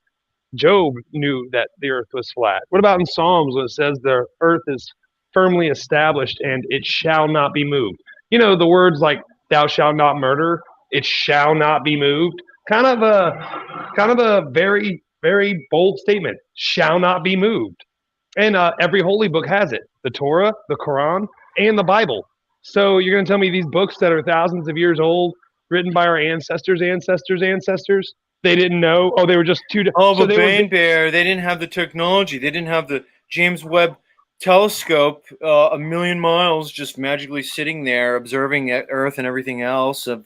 Dude, just go to Genesis, dude. It's all there. Now listen, dude. Hold on. I got Snafu Snaps in the back. We're gonna let him up. Snafu. It's a Snafu kind of morning. Go ahead. It's like saying they don't have technology, but oh yeah, Peter got to walk on the water with Jesus. So they had all this spiritual guidance and all of this medicinal healing with homeopathic medicines and laying hands on and all that stuff. But built the pyramids and all that stuff. But we didn't have the technology, even though the pyramids line up with the stars. Okay, I don't know. It's just kind of weird. Yeah, bro, it's goofy. But let's bring up Snafu because I did ask him to come up. Welcome back to the stream, Mr. What's up, Bane Bear? I was gonna say, if you want to let on other guests, I'll let you go. If you need to let me go, I'm good either way. Well, it's up to you. If you want to hang around, hang around. If you want to drop out and do your thing. Okay. All right, Mr. Snaps. Welcome back to Z Show. Mr. Z, how's it going? What's up, Snafu? So, the reason I wanted you on today, man, is your name's been in the Truth-averse zeitgeist for the last couple of days now. A lot of people are buzz about the man himself, Mr. Snap. Why don't you fill us in, dude? What's going on? Well, you nailed it in your show today. The simp is like the biggest issue in the world right now. And that's why I respect Mr. Z. All you little cupcake fucktards out there. Hey, David, when you try and dox someone, you might want to spell their last name correct, you fucktards. Mr. Z, as you know, I do go on a loop, but repetitiveness is something that's taught in technique with some of these big three-letter companies that we talk about and go after. And, I just noticed that some people have been simping with either these big tech players in the game or they're simping to certain daddies in the game or just whatever. Just the balls are in the mouth. The nasty vaginas are getting ate out. All kinds of nasty shits all over their faces, whatever. And I kind of stepped up because someone was supporting some very people involved in some very nefarious things that actually lives have been threatened, on some of these bigger channels. I'm not going to go into details on the Z Show because I'm enjoying the show, but the reason these cupcakes are fucking triggered and blocking me and censoring us is because they're fucking simps. So all you motherfucking simps out there, you might want to learn from someone like the Z Show, because that's why we actually watch Z and respect him. You ain't simping over anyone. You never simped over Paul. You never simped over any of these other people. You treat them with respect, but do your own thing. You talk shit if it's needed, but no, like for real, like it's respectful how you do it. I ain't fucking no punk ass bitch gonna simp like OTW or all these other fucktards, the Yurt, all these dudes. And it's funny because I do notice the simp is the issue, the core issue with these cupcake motherfuckers. So that's why you're hearing my name a lot, because I decided to unsimp. And these simps that have daddy's balls or their cult mentality or they just have the simp mentality stuck to them, they're sad about old Snafu because I guess I'm not simping. I'm my own fuck. So that's what's going on, Mr. Z. Fair enough, dude. I mean, you and I could agree that the simp-like nature of many of the men, so-called men in this, these communities, it's really off the charts, dude. And I think you and I, Snafu, are basically doing everybody a favor by, hashtag stop simping. Stop it, guys. Stop going down on these bitches. That's, to me, I don't know if you agree, Snafu, the number one thing that you could do right now, because people will say to me, well, Z, how do I stop simping? I've been simping my whole life. I mean, no one's really said that to me, but why not? And I'll say to you, it's just one thing you can do, real world. Stop going down on these bitches, even if it's your wife. Stop. You got no business putting your mouth on her little, her little vag hole. Your thoughts, Snafu. Please help me. It's sad, man. I was watching Thunder Simp, the little bitch. I'm little, because everyone's simping over Paul. Me and Paul have issues right now. But I saw little Thunder Simp, and all these people are sucking on Paul's dick. And even Paul did them wrong on that channel. He wasn't real with them. This dude is sitting here simping over this bitch, Brio. She's sitting here like, I'm in love. I'm going to marry him, 4 kids, but I'm not going to fuck him. I'm only gonna fuck him out. And it's like, dude, homie, this bitch is like all about you take care of her, all about your kid, but she gonna hold that pussy card from you and she gonna play you until like this dude, like these people, like, what's up? But then you, like you said, you point out Luna's daughter, OTW, and creating with these people. It's the simp action. Even I have been guilty, but I kind of unsimp it. And then the people get triggered. And I think the simp, like, I agree with you. Get out of that pussy, because, like, the thing is, man, like, you guys give Z shit for saying that, but come on. All you hoes fucking, like, why would some dude want that nasty shit up in your face? You hoes are simping out with these simps, and it's just a fuckery, a mess. And I think if people were to unsimp themselves and untrigger themselves, including the people who you guys look up to, I mean, like I said, I think Z's been a perfect example throughout this whole process of de-simping, unsimping, uncut. Like, because again, there's certain of you, and I'm talking about other channels. Let's not even talk about Unslavia people, but the cult mentality on these social media communities is become a simping fest. Because you guys take the real world versus metaverse world, and then you conjoin it like the whole fucking Jeffrey O'Shea, all this and others, and I get it. But the simping, man, you guys are like fucking like taking this shit so. I don't know, dude. It's terrible. You know what, man. Snafu? You know what? I do respect. Hold on, you, Hold on, Snafu. Fuck, dude, Hold on, Snafu. I think what we need, dude, is. I think it's time we need to lay down some more bars, dude, for these simps, dude. I think it's time for the remix, bro. You ready? Hold on. I'll start it off, and then I'll kick it to you. I'll kick it to you for the fucking verses, all right, dude? Hold on.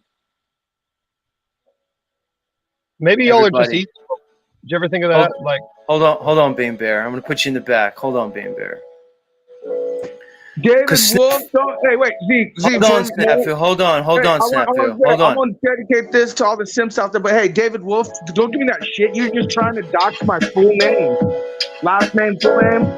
You're a fucking fucktard. You're simp. Suck on some balls some more. Yeah, this goes out to all you simps out there and all you ladies who are getting eaten out by all these simp boys. Yeah. It's Z and Snafu coming back at you one more time. Let me get the hook on first, Snafu. Yeah. Brielle.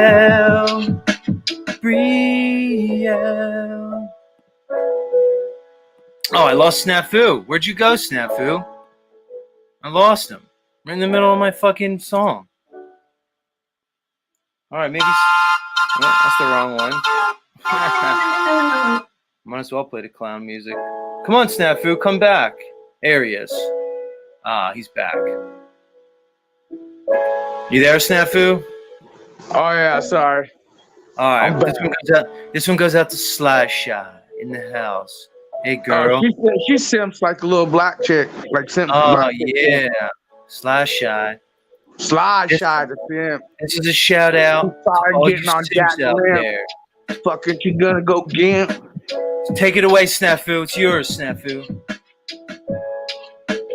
Oh, let me tell you what I gotta say about all your simps. Fucking Pagan. Okay. Yo, OTW, you little bitch, little thunder simp, little sketch. All your hoes, fucking he knows you're being sucking dick, fucking old. Call your daddy, thinks he's the god. You're simping, fucking get on that ride. Fucking knock it a head or two. All you cupcakes be simping, it's true. Brielle. Let me get the hook in a little bit. Let me get the hook in. Ready? 4 kids. Hold Brielle. on. Yeah, let me Hey, get, we let need me a get the different hook beat. going. We gotta get something. This beat's a little too. No, man, it's the R&B simp beat, dude. Ooh, I See, need to. I you're need to giving put the some- remix, I need to put dude. some- I need to get. Hold on. Brielle. I love you, Brielle. Coming at you again. You I know love they said you. they're gonna live stream that And your marriage. four bastard children. Yeah. One more time. Snafu with the remix. Kick it, Snafu. Yo, Brielle, what you gonna do when Thunder Simp fucking can't fucking bail out to fucking take care of your kids? Fucking put that kid up in the fucking eyelids. Yeah. You guys suck on Polly's dick. You guys are all cold and fucking get the shit. But you know when you're cupcake it and you get out of it, you stick shit. Fucking you might be legit. Hey.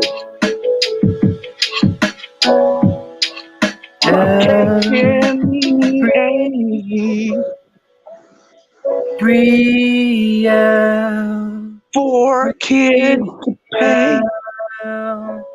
Brielle. No sex for you. You're gonna be like a Jew. Oh shit.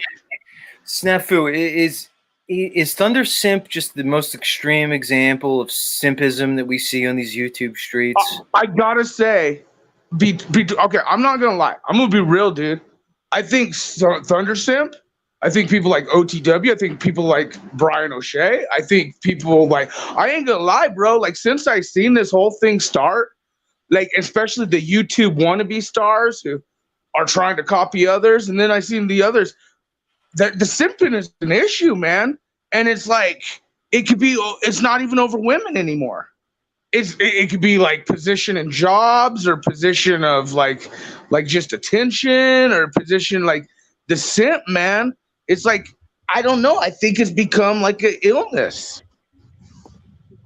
But like for Thunder Simp, for him to say he'd take care of 4 kids, I mean, the dude said he would marry this chick. She said they married him. They talked about the church. But what's crazy is, like, she said, I won't even fuck him, you know, until like, dude, like, bro, this bitch has 4 kids and not one of those kids' daddy with her. And you said you're gonna fucking spend the rest of your life with this woman. And she said all them kids, she straight up admitted she's living off government money for, you know, her whole family. And is like, what are they gonna do? Have a 5th kid and fucking God, another government kid popped out, you know? Like, what the fuck, dude? Like, logic. Just realism. Let me ask you this, Snafu. Let me ask you this. What do you say against the claim levied by the enslaved one against yours truly, Zetetic Warrior, that indeed he feels as though I'm actually jealous of Thunder Chicken in some way. I'm like chimping out, and that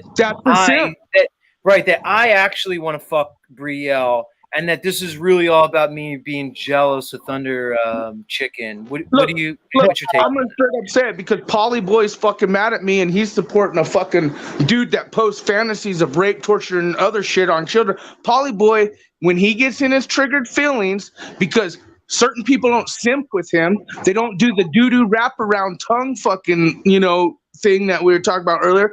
Certain people don't simp, and they get triggered when you don't simp with them. And I personally feel my feelings with Paul and you is, you're one of those players in the game that kept your own man. You kept you. Like, even when you took your break and said, I needed to like take, you know, like, you know, you've always been you. That's why I've always supported you. You've always been real about shit, but you don't simp. I noticed that. Z don't simp, motherfuckers. Like, he don't. Like, he's always been real. And simping is an issue. A lot of you motherfuckers. Christo's a simp sometimes. Christo said I go fucking crazy. All you guys are simping for your communities, your YouTube fucking communities. But it's like sad, because you could, like, the optics of these simps are high. You got this dude wanting to raise 4 kids, like, never even met this bitch, and she straight said she wouldn't fuck him. Polly's simping over you because he's jealous of your stream and jealous of the thing. Like, remember, these are all his people, Z. If you want to get down to it, like, these are all his. You would never exist if it wasn't for Paul. Let's just be real how Paul's going to act and say. But no. Like, fuck it. I get it. Humbleness goes a long ways, but simping, man, all you motherfuckers simping. Yeah, I mean, well, here's the thing. Can I boil it down in an old man kind of way? Because some of these guys will never actualize it or realize it until they hear it the proper way. But it's because Z's authentic. You get that cognitive dissonance when you stop being authentic. When you're like, "Oh, I'll do anything for this girl." You maybe need to step back from yourself and be like, "I'm about to make an asshole of myself for what?" I mean, that's and Well, also, here's the thing, Bane Bear. In the end, when look, they know in the that end, pussy is all over right. everywhere. bro, Like, in you know the these end, pussies are dirty. these chicks don't respect that from a guy. Like I said before, could you imagine you're some chick and there's some guy munching at your box, and then you need to look down at this guy and you're seeing this super simp down there licking away at your fucking snapper. They have to be thinking, what a fucking simp. Like, they're not respecting you guys if you're down there. There's no way they can. Ladies. It's the power. Yeah. And well, I mean, come on, dude. That chick literally said that she would fucking let him raise the kids, be with them, but she won't fuck them until, you know, like, she has 4 kids. I don't know how many daddies. Do you know how many daddies she has? But see, it's not even that. Like I said, certain people get jealous of others. It's a simp mode. Just like all these little fuckers talking shit to me. Oh, snafu, finally snafu. No, I quit simping for other motherfuckers. And what happened? They got triggered and blocked me. And went Nazi style. Did I ever say fucking, I still would go up to Paul's bitch ass. I still go to OTW's bitch ass, say what I gotta say. But they're Nazi blockers. They're in their fillers. They're simping. But it's the same with Thunder Chicken, simping over some chick that in your face. They show you the optics of simping, see? And I think, Z, you've just shown optics of how not to simp. And I think others see that, like the dude down below us. It's because simp's authentic. Yeah, I agree. Look, we got the testosterone and the masculinity is flying high right now. So, in that spirit, let's take another musical interlude. Now, a lot of you guys think, well, when Z plays Nathan Sanders, that's gay. And I'm going to tell you it's not gay, because now we're about to listen to Nathan Sanders' rendition of probably one of the most iconic songs from one of the most masculine men probably ever to grace the face of this earth, Mr. Frank Sinatra. So that being said, without any further ado, let's listen to our friend Nathan Sanders with another musical interlude. Z, I think one of the simps out there need to grab Shy, meet up with her, and fucking eat her box out, and then have her face brought out, just to learn what this is about not simping. Shy, you're a simp. Shy's a woman. Hold on, ready? Women could be simps too. Women could be simps. Let's take a moment and let's really get into our masculine with some Sinatra, brought to us by our friend Nathan Sanders. Nathan, please help us out, brother. Take it away.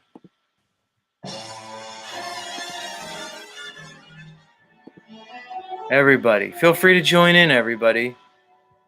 I've got the world on a string, sitting on a rainbow. Got the string around my finger. What a world.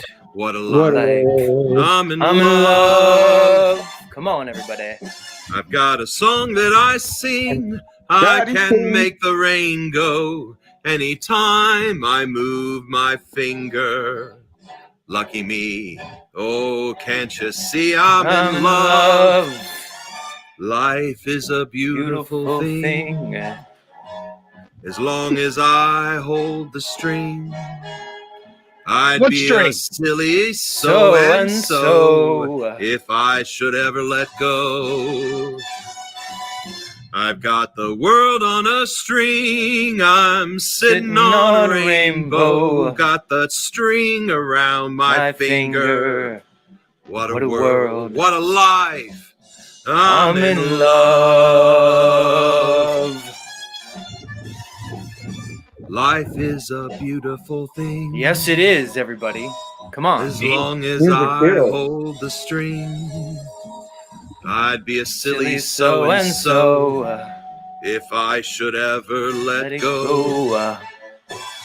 I got the world on a string. I'm sitting on a rainbow. Got that string around my finger. What a world. And this is the life. Sure is, everybody. Hey now, I'm so in love. Oh yeah. Inspiration. Apocalypse Cabaret. That's right, folks. Best apocalypse ever. Brought to you by one Nathan Colonel Sanders. Much love, Nathan. Thank you. Contributing to the masculinity of the day, Frank Sinatra, sung by Nathan Sanders. Take it away. Cabaret. Did you notice that how he said it with the cabaret? Cabaret. Don't say that about Nathan. I felt just what you said earlier, how you needed to play that, and then all of a sudden you're just in a different mode. I feel it. I was just talking to you, getting all riled up, and you played that song, and I feel it, Z. I mean, that's the power of Nathan Sanders. Hey, Chrissy Lee Dell says Frank Sinatra. I got to say, Frank Sinatra was probably the least simpish like man ever. I don't know. I didn't hear stories. Who knows?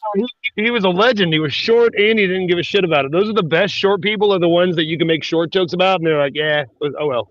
Yeah, but because apparently he had a rather large penis. I think if you have like some enormously large male member, it doesn't really matter if you're short. So it's probably what it is. I knew a dude that I used to work with was super short, and he had his beard shaved with no mustache, so he looked like the actual Fighting Irish, and his name was Patrick. And I was like, I know you can't choose your genes and you can't choose your name, but you chose that beard. Are you going to wear a little derby on St. Patrick's Day? Like, we called it Short Shank Redemption. And he laughed at that joke. He's like, that's the best one I've ever heard. He was the coolest short guy because he could take it. The short guys that have the Napoleon complex, that have like the chip on their shoulder, they are the worst simps.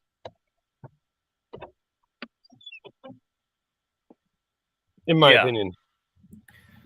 Well, I think what we learned from our friend Snafu this morning is that the simp optics are incredibly high in this quote-unquote community. And I frankly commend people like Snafu and others like him who've taken it upon themselves to really, I don't know, make a movement against the simpism. I'm with you, Snafu. What can I say? I'm a Snafu guy. I got to agree. I'm with you. Your optics have always shown to not simp, not let anyone dictate you or how you are, and just be you. Be, as what he said, genuine for the most part, And honestly, all these little fucking cupcakes down there, fuck you. The simp and optics are high. And all you fucktards, women and men who are triggered, and I know why, it's because you're simping. And I think Z made a point on his show that the simp optics have become a dangerous element in today's society, especially in the YouTube community society, but the world itself, just everything. So thank you, D. I wanted to address all you little simp ass cupcakes out there. Go fuck off. I mean, if we could reduce, you're still a simp ass bitch. If we could reduce the amount of simping, it'd be simptastic. I'm gonna head out too. I'm at Waffle House. I gotta go, Z. Here, I'll show you. Wait, real fast. So I'm at Waffle House. Waffle House. Shoot, yeah, dude. There's nothing better than going to Waffle House on a Friday morning. What's on the menu this morning for you, man? Oh, an unhealthy, fat-filled burger. I want a burger for breakfast.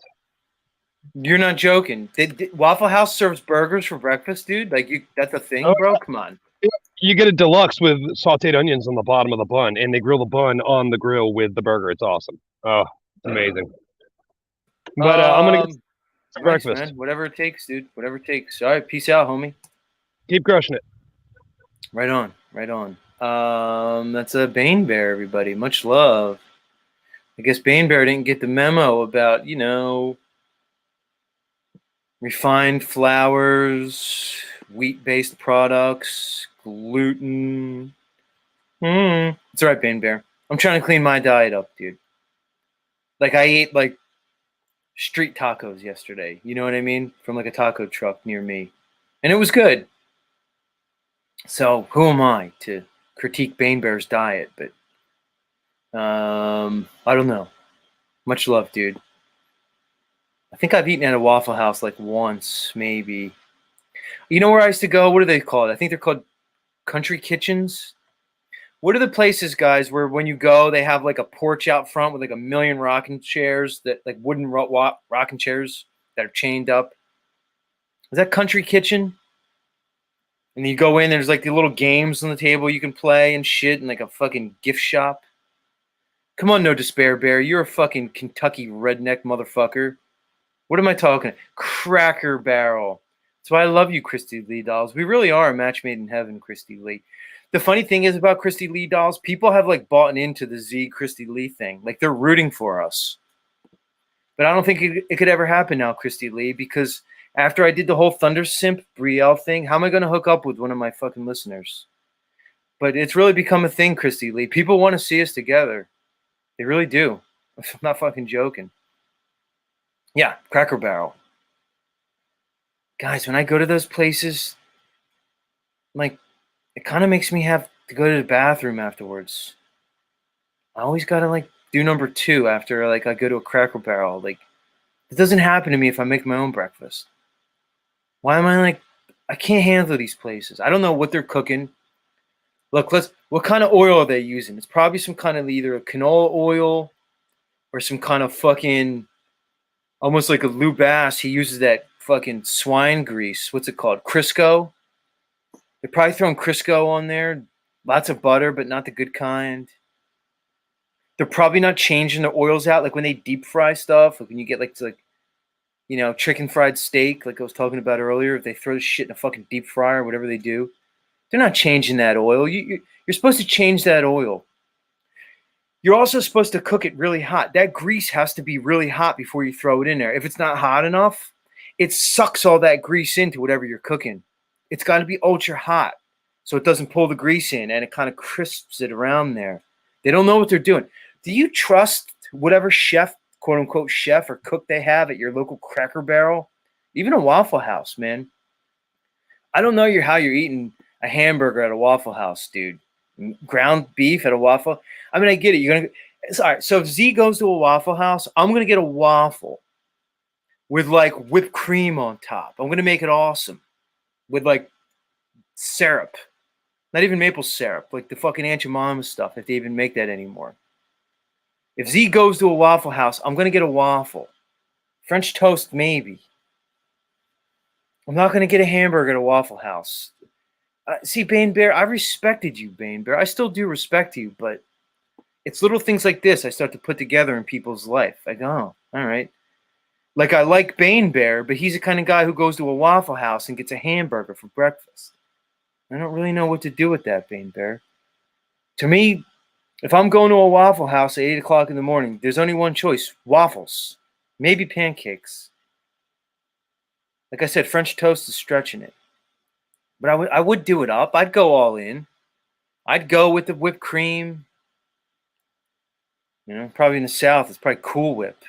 Guys, if you like Cool Whip over standard, like ready whipped cream, something's wrong with you. Whipped cream has to come out of a fucking pressurized cold can.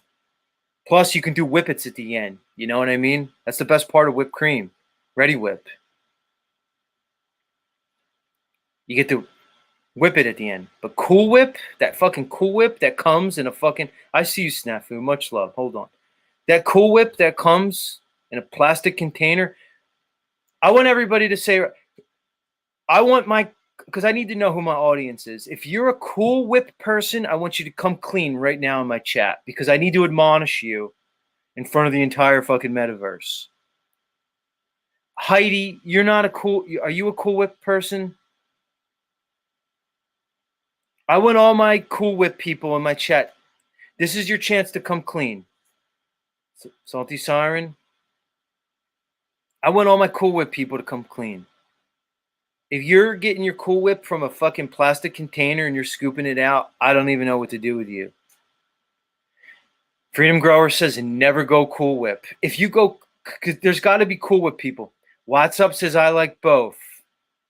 Okay, but do you like Cool Whip better than a standard Ready Whip? You know. Heidi says hell no to Cool Whip. Thank you, Heidi. I could always count on you for your support. Gary Baxter says full whip. Here it goes. See, Christy Lee dolls from Louisiana, so I should have expected it. It's all right. I would still fuck you, Christy Lee, but she says, have you ever tried frozen Cool Whip? It's amazing. It's all right. I'm willing to overlook what you just said there, Christy Lee dolls. We can still get on somehow. I'm going to try to forget that you just said that you like Cool Whip. But again, you're from Louisiana, so it's not completely unexpected. Yeah, Cool Whip, right, Dick? Crazy. But Christy Lee loves both, to be honest. Yeah. Spirit Take was asking Sly Shy if she's ever been to an original pancake house. She's from North Philly, bro. That just says it all. I'll leave it there. I don't want to be racist. Yeah, ruled by Saturn. Christy Lee doll's a Cool Whip chick. It's kind of disappointing, but whatever.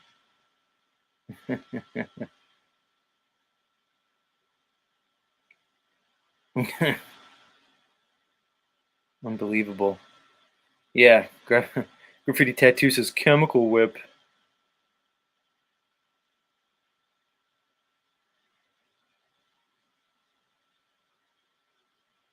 Top G says, what is it today, Z? 1, talk sexually about people. 2, just talk about people. 3, talk flat earth today. LOL. Well, you seem to have my show figured out, Top G. You know, maybe you could be my producer. That's kind of the ingredients. Wash, rinse, repeat, everybody. Wash, rinse, repeat.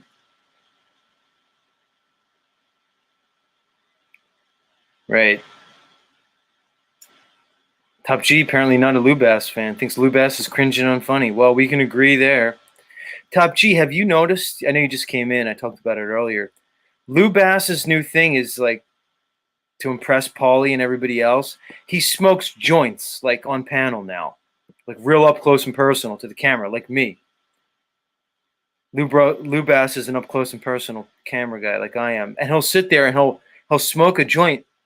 But he doesn't inhale. He puffs on the joint like a fucking cigar, dude. I want you all to notice it now. You'll never be able to unsee it once you see Lou Bass non-inhaling his joints. Wasting the fucking weed. It's amazing. It's gross. One-hit wonder, Dick says. Lou's a one-hit wonder. He doesn't hit it, Dick. He doesn't inhale the joint. Guys, you got to pay attention. See, he won't do it now because I said it, because that's the kind of guy Lou is. Right, Chrissy Lee dolls? She noticed. Right, Flow State noticed. I'm not the only one, Lou. It's drug abuse, exactly. Lou, it's clownish like, dude. You're not hitting the joints, dude. Maybe he just doesn't know, guys. Where are you, Trish? Because I know Trish is still here. She told me she was going to make a sock account. Which one are you, Trisha? Do you notice your dad not hitting the joint like an idiot? Yeah, it is just dumb.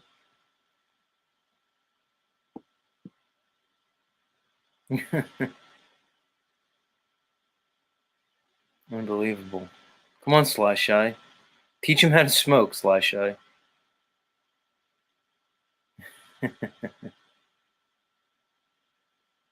All right, Snafu, I'm going to let you back up. You seem like you're ready to... Lou says, at least I hit it on occasion, Z. Yeah. I could imagine, Lou, the high-quality fucking skeezers that are rolling around in your fucking bed. Gross.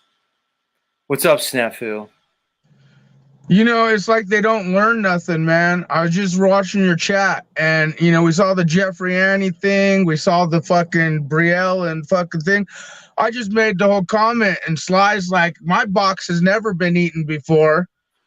And that's probably not an issue of people not wanting to eat it because of their own, like, I'm not going to eat pussy. It's just Sly has issues probably with Wait, other hold shit. on. What But slash Lou I Bass say? is like Lou Bass is saying he's gonna go out there to eat it. Could you imagine those simps together making a kid, Lou Bass and Sly? Like they don't learn. Unbelievable. Unbelievable. But look, hold on. In Slash Eye's favor, I mean, I get it. She says she's never been eaten out, but Slash Eye, answer this. Could you say the same the other way? My point is, Slash Eye, She also probably said no children, so you know what kind of yeah, optics that means. probably. Hey, I'm gonna be real. Women will tell you half the fucking shit, dude. So in other words, Sly Shy, probably men have just fucked you to fuck you, never really wanted a relationship with you. But You're off, probably not that Snafu. many men. Maybe not it's many. this, dude. It's this, Snafu. Ask Slash Eye how many boxes that she's eaten out. Although no one's probably been down on her. I didn't even think about that. Yeah, bro. Come on, bro. You're missing one, dude. You're right. You're right. Someone like her, absolutely. That's why. Probably, yep. But I think Lou Bass is willing to go get your box eaten out. They said it. And that's what I'm saying. They don't learn. They're watching the Jeffrey Annie. They're watching this. And now that two simps like that hooking up, holy shit. Lou Bass and Sly. Could you imagine that, child?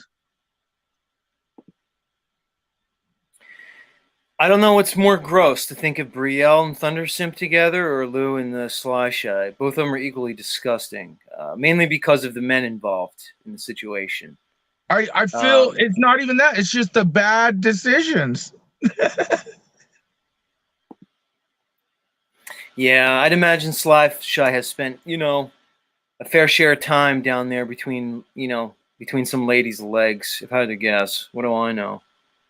Yeah, I'm pretty sure now that you brought it up, actually, and I should know better. I should have looked at how that chick acts, and what she said. I should have known better the way she, presents herself. She definitely rug munching optics are high with her. But Luba, I know he was real when he saw the comment of her saying that she has never got a box set, and Luba said, "I'm on my way." Like, even though he's kind of joking, his simp ass is being real. He would go out there and try and eat Sly's box, and the next you got a simp ass black lube ass white baby, and you're the world's fucked.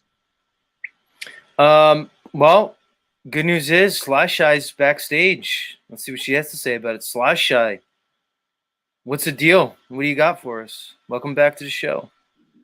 Good morning, Z. It's always a pleasure to come join you and hear the optics are high. And listen, I can speak for myself, Snafu. I've had some pretty good cooch and some pretty big dicks. I'm sure. Yeah, you've had some bad cooch too, though, right? And some pretty Fly. No. Let me. You just talked. You just talked all that shit. No, you just talked all that shit. Let me finish. I should have known, Z. You were right. Let me finish. Right, see, this is what y'all want to do. Y'all want to talk over me, and you don't want me to answer. You want to talk over me, and you don't want to let me talk. I want to know what kind of pussy you like, the white woman or black woman pussy. What I'm going to not do for you, because I know what you do when you come up on these panels. And no, don't me too, listen, victim, bitch. I'm going to tell you. Don't me too, victim. Which brother do you I'm going to tell you, Rebecca. You like remember the white Rebecca? Woman or the black woman? You like unshaved or shaved? Go. I can't do this. Like uncombed on or combed on? Do you like men I'm gonna let you finish. I'm a mute. I am interested, Fly.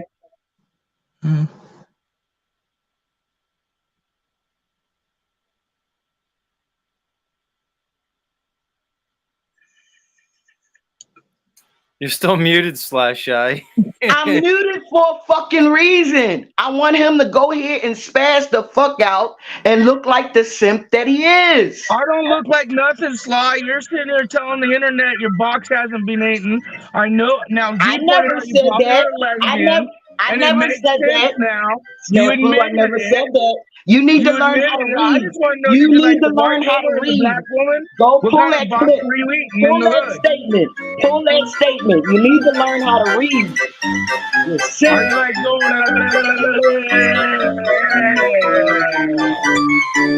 taste some nasty pussy before Sly?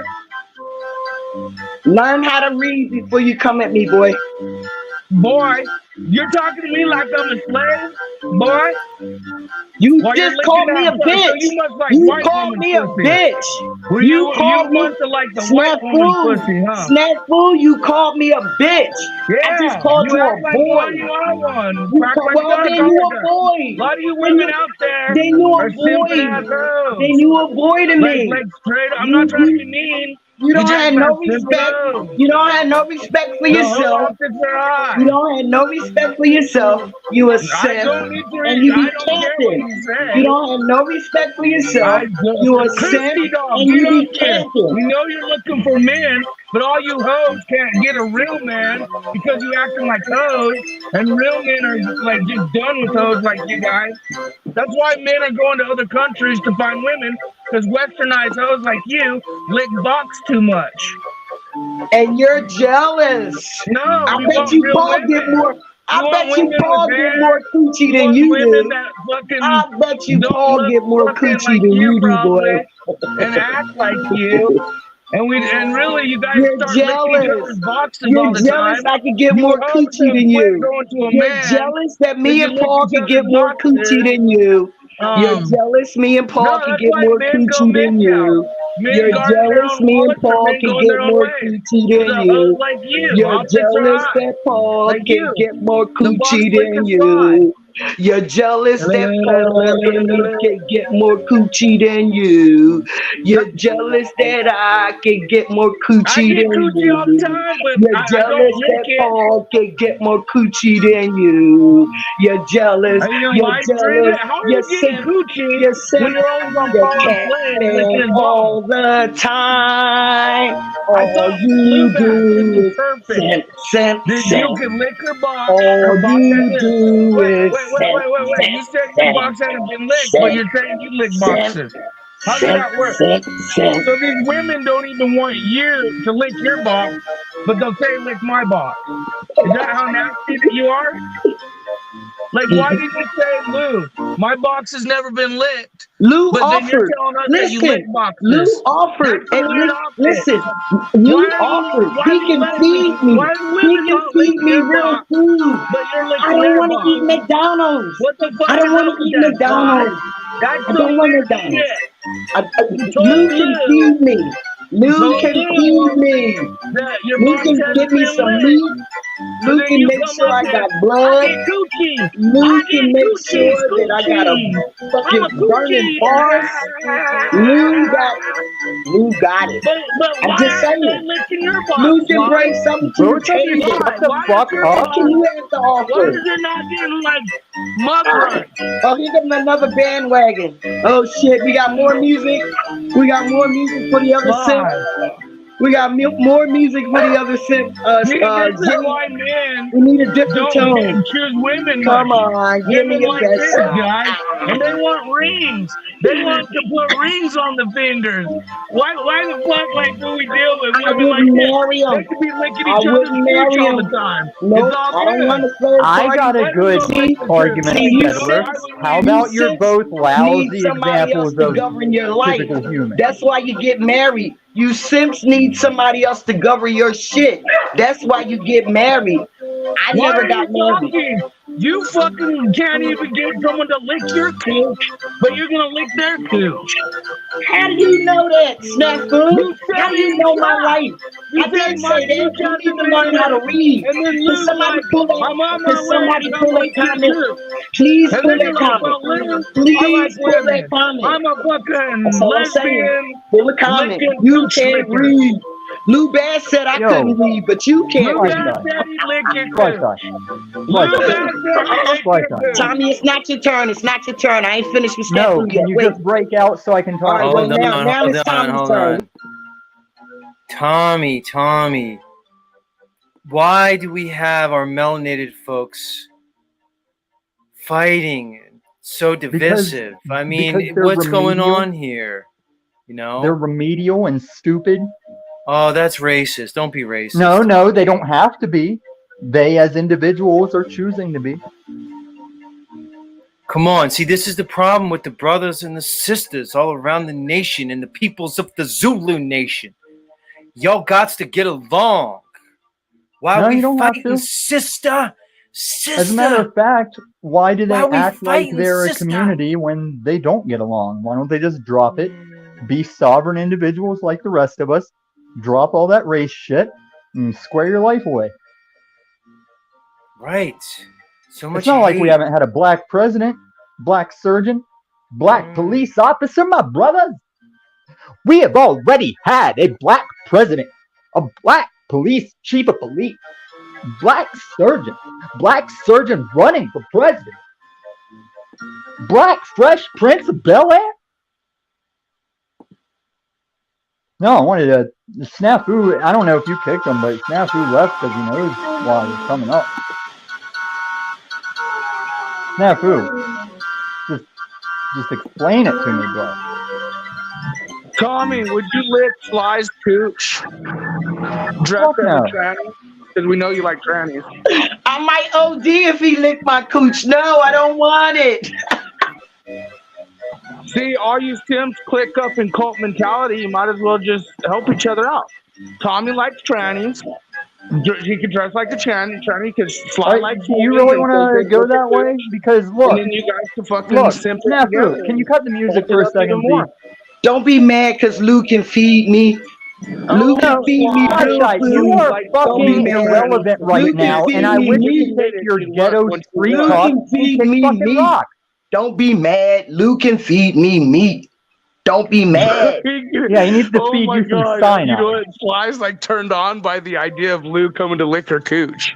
And why are you always in somebody's pussy and dick, yo?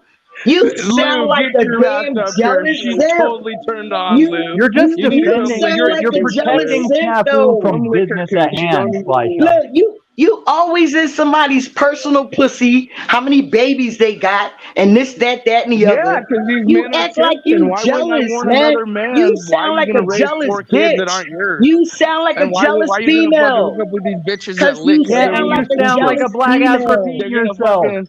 They'd You rather sound lick like a their own jealous cooches than female. fucking like actually be a OG, woman to a man. stream sniping is a Fucking gamer fuck term. these You're allowed to cooch say licking stream hoes. Now sniping. there's maybe a few real Oh, women out stop there, but it. most you aren't Y'all it. sound like both of That y'all think sound you're like it. simps. Most you Both women of that y'all think be you are it capping. aren't Both it. of y'all be That's the capping, truth, yo. and y'all be sipping, and y'all be sucking Paul's dick Shut hard. the fuck up. Well, you Let me are. talk to You Snafu. are. We don't need some senile old lady in the business at hand. I bust your ass every time I The see fuck you. you Shut will. That's up. why men agreed to stop Every doing it time I because see it'd you, be. I bust your ass. Shut up. They wouldn't do shit, Sly.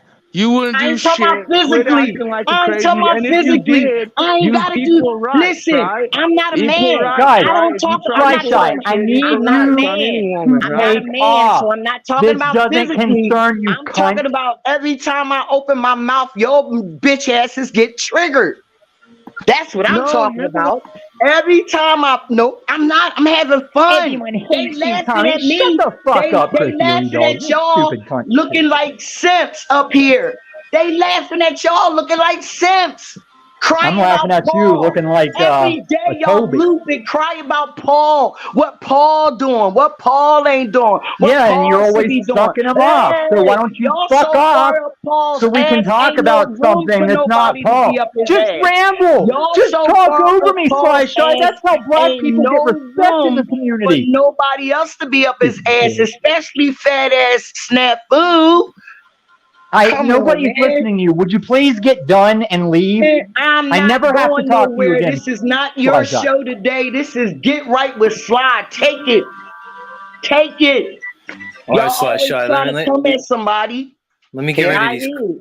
Let me get rid of these clowns, Slash Shy. Thank you, baby. I can handle them, though. I'm not upset or nothing. I'm having fun.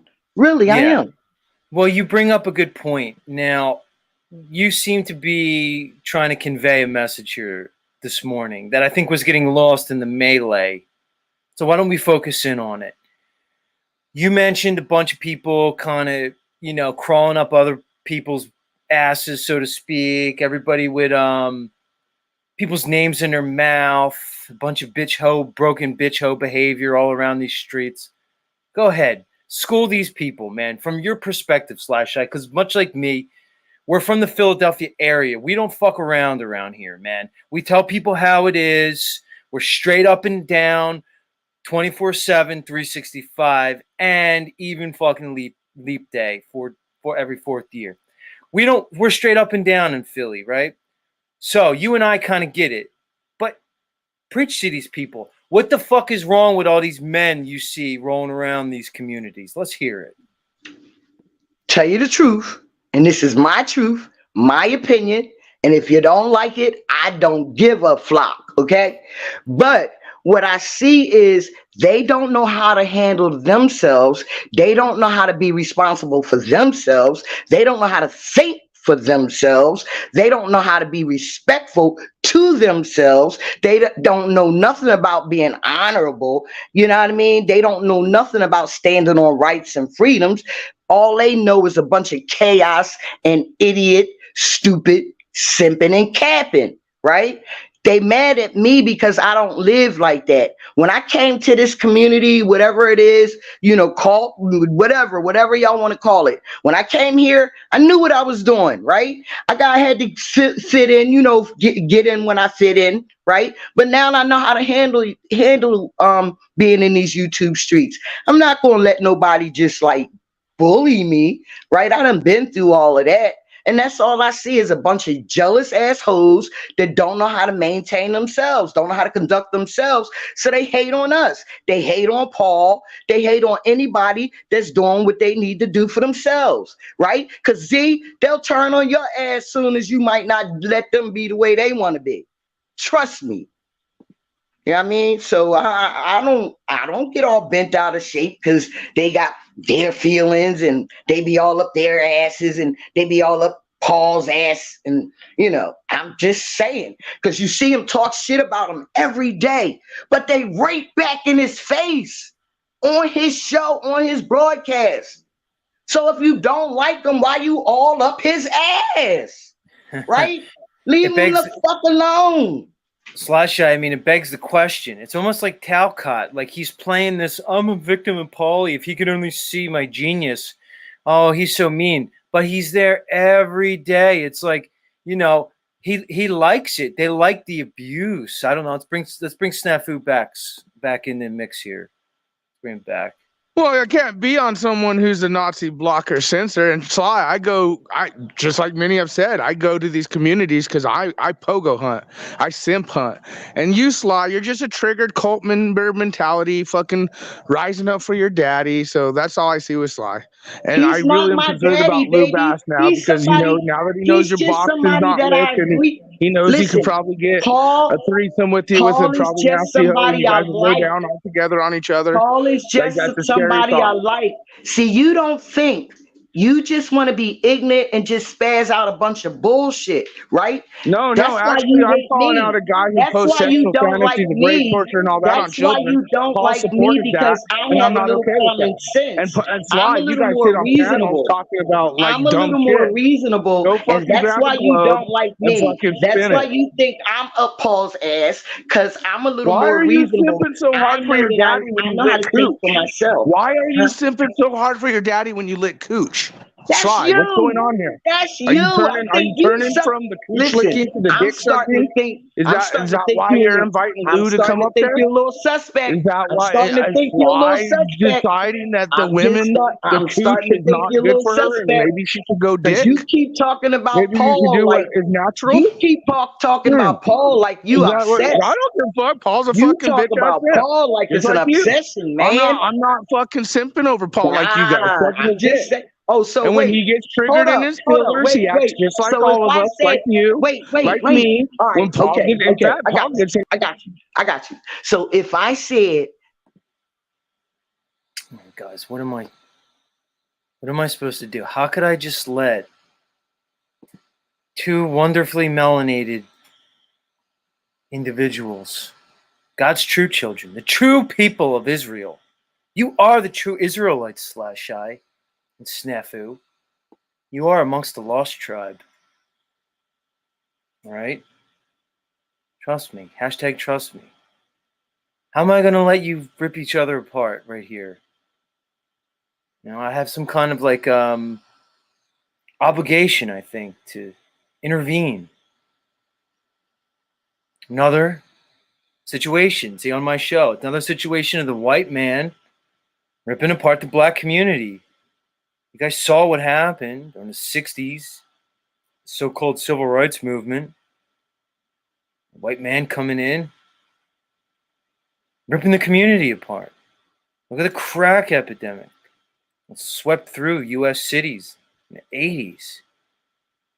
Again, the white man coming on in, tearing the black community apart. It's a travesty. What happened? And now here I am, another white man,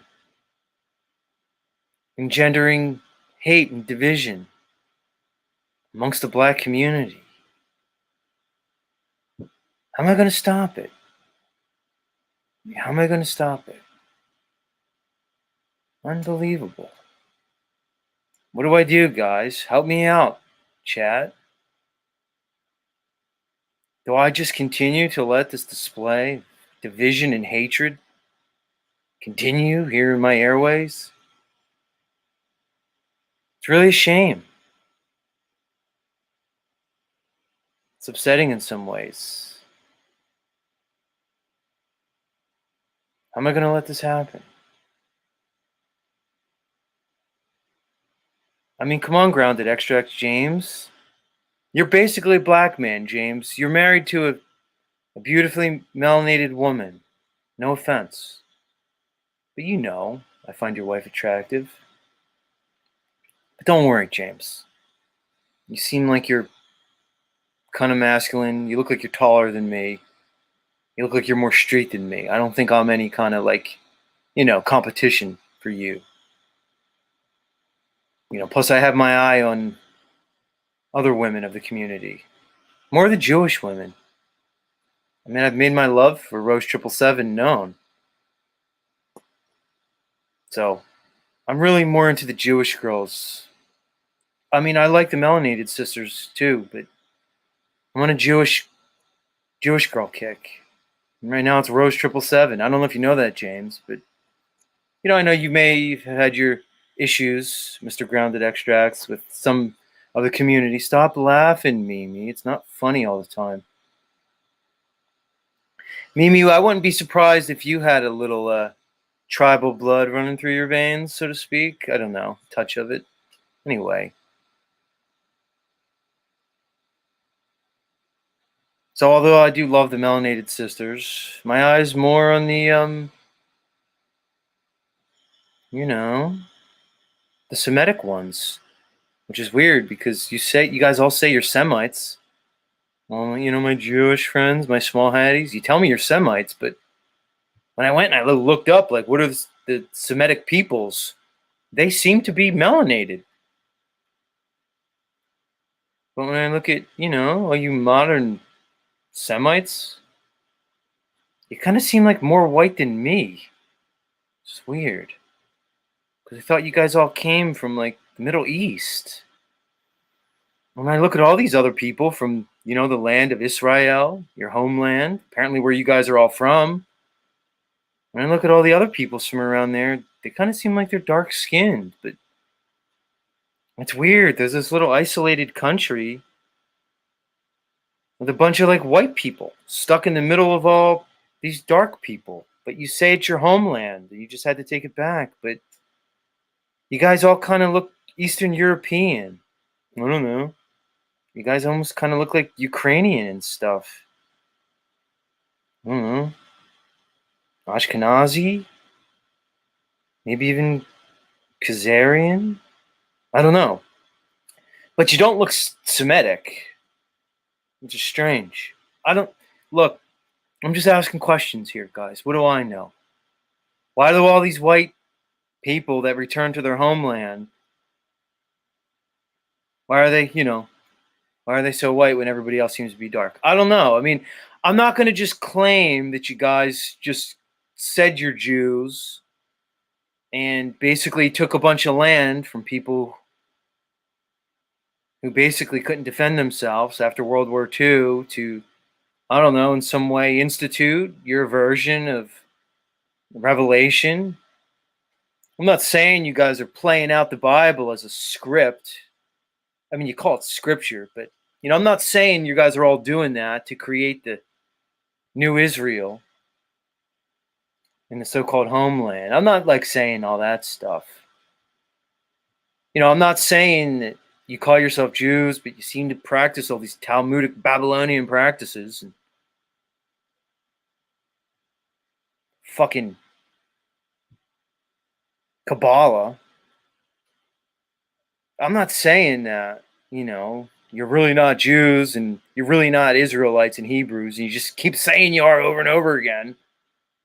I'm just asking questions. Hey, what do I know? How did we get on this topic? Yeti Life just says facts. M. Davis is just laughing. I don't know how we got on the subject. I thought we had two black people fighting and then Z went off on the Jews. I don't know. Slash S says, sitting in the basement ain't my thing. Come on, Slash I. East Coast Philly. I put you on ice, Slash I. And you leave the backstage. I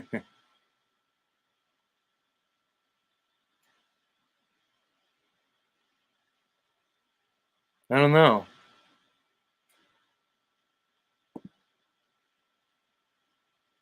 Axis Rat Blood says, why not say it? It's the truth. I mean, I don't know if it's hashtag truth, Axis Rat Blood, but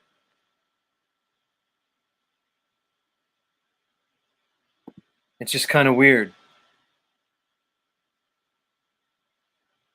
I don't know. I'm not saying that, like, the dark-skinned people are probably the true Israelites. I mean, maybe I am saying it. I don't know. What do I know? I'm not true. Slash Shy, you an Israelite? We can't hear you, Slash Shy. You're muted. Don't be trying to test me early in the morning, Z. You know I smoke marijuana. Y'all know that y'all say, some people say that us black folks ain't that damn smart. So what was that question? What was that word you said? I'm wondering, who's the real Israelites? Because a lot of peoples that look like you, Slash Shy, have been telling me that they the real Israelites. I don't know. Just wondering. And I'm going to be honest with you, right? I've never gotten into a lot of that division stuff, so I never really studied any of it. You know what I mean? I've always just believed that human beings are human beings with different colors. And I don't mean to be, like short and act like I don't know what I'm talking about, but that's how I always lived. I've always treated everyone the same until you treated me different. Mm.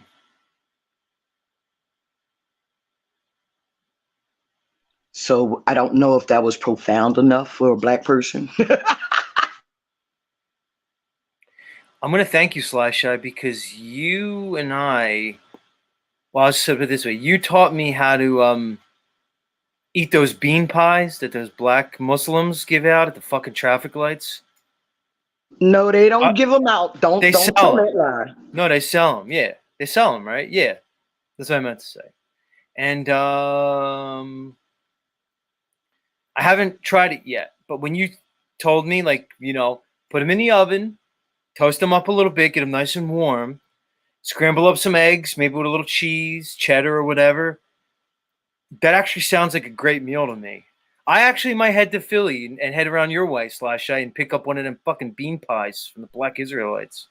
I'll get them for you. No, I don't buy my bean. Listen, I buy my bean pies from the poppies because the Israelites sell them to the poppies now because they get tired of standing out there on the corners, right? So they go to the corner stores and they let the poppies buy some, and then the poppies sell them for their price. Oh, okay. So basically, the Israelites are now just distributing them to kind of like a middleman. Yes. Who's the poppies? The essays? Yes. Nice. When you look at all the different flavors of people around Philadelphia, you got the, you got the POCs, you got the the folks. You got the poppies, as you say, or the essays. You got the small hatties. You know, they're in every city, and I see them around Philly too. A lot of the small hatties are right outside of Philly. I used to live in Jenkintown / in Elkins Park. They buying up everything in Philly. I got you. Go ahead.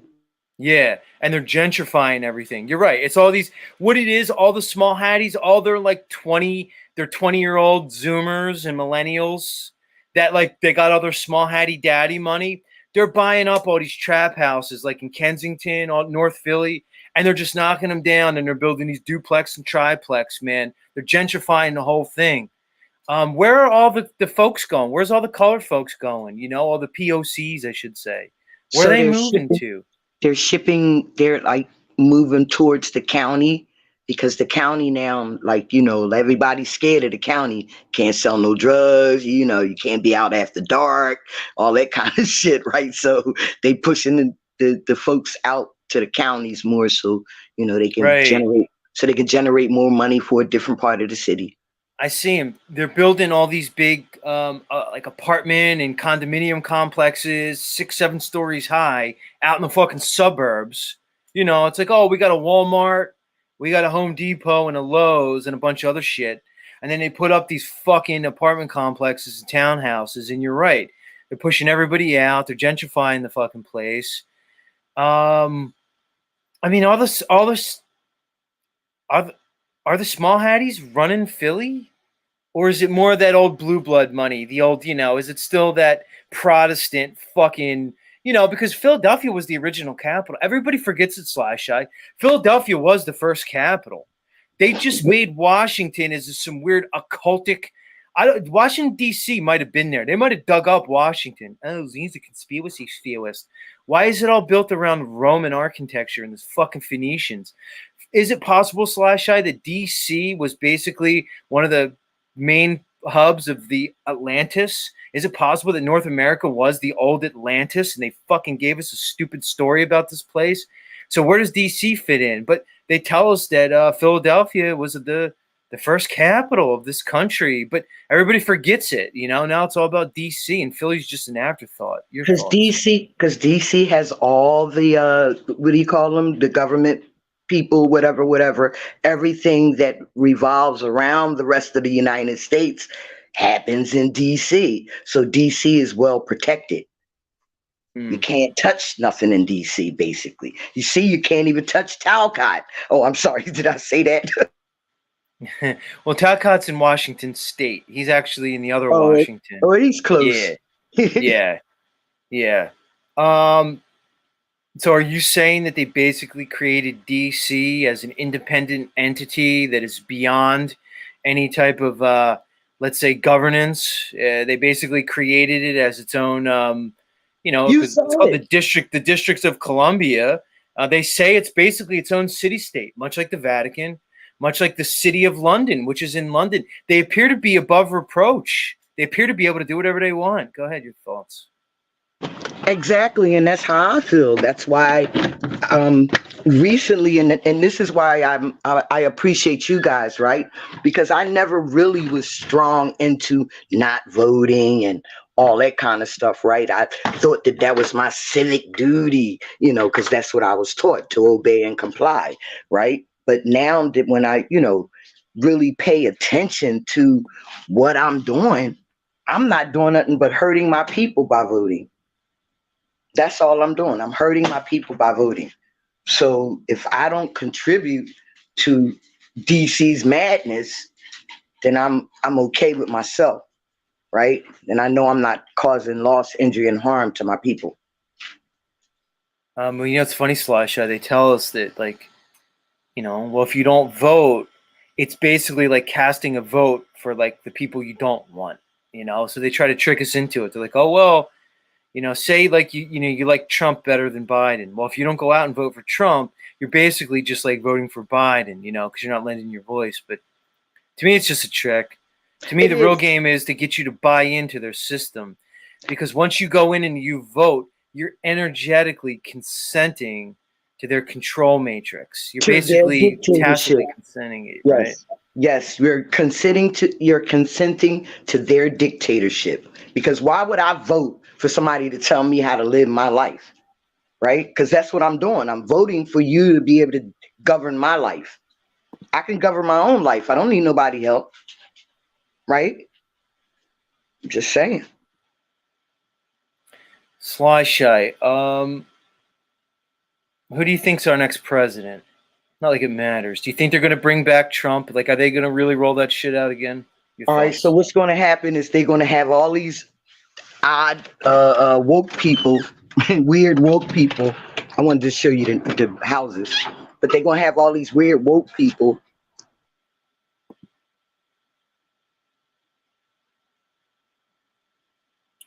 I think we lost you, Sly Shy. I think when you went out, you lost your Wi-Fi. Let me put you in the back, see if you can get it together. Sly Shy is going to show us her. They're called row homes. It looks like she lives, like, just seeing what I could see in her back, her picture in her background. She looks like she lives in row homes. It's a huge thing in Philly. Just all these homes together. You kind of think of them as townhouses now, but they're not because they're right on the street. A townhouse, usually you go into like a development. There you are. You back, Sly Shy? Yeah, I apologize for that. I tried to go outside, but I'm on the wrong device. I wanted to show you the houses like you were talking it about. looks like row homes. You live because I was trying to explain what Philly row homes are. Go ahead. If I can real quick, because I know you're about to end your stream soon, but I'm going to switch devices and I'm going to show y'all what they doing on my block, 2-story residential block. All right. So I'm going to go ahead and entertain your crew and I'll be back. All right. Go do your thing. All right. Do your thing. I'll put the link back in the chat in case you need it. Or if anybody else wants to come up. An error occurred. No, come on. See, this is what they do to me. Error. Let me see if I can drop this link again. All right. It's telling me it can't drop the link. There it is. Link's in the chat. Yeah, I don't see OTW this morning. He was here earlier. I bet he fell asleep. OG Truther Chick says, Z, are you anti-Semitic? I don't know. Do you ask loaded questions much? I don't know. Maybe that's not a loaded question. Maybe I should give you the benefit of the doubt. Well, let's define what does it mean to be Semitic? Can you define for me who the Semitic peoples are? I don't know. It's not nice just to call me anti-Semitic. I told you how much I want to fuck Rose 777. I mean, would an anti-Semitic guy like want to fuck Rose so bad? Like, begs the question. So I'll answer your question with a question. Would an anti-Semite want to fuck Rose 777? Because indeed, I've imagined myself doing all kinds of crazy fun things with Rose. Like I said, Rose, hit me up. Rose, hit me up. I mean, I know you're all involved with Jason Lindgren. So, does that answer your question, OG Truth or Chick? Would an anti-Semite be so into Rose 777, who's like the ultimate Jew?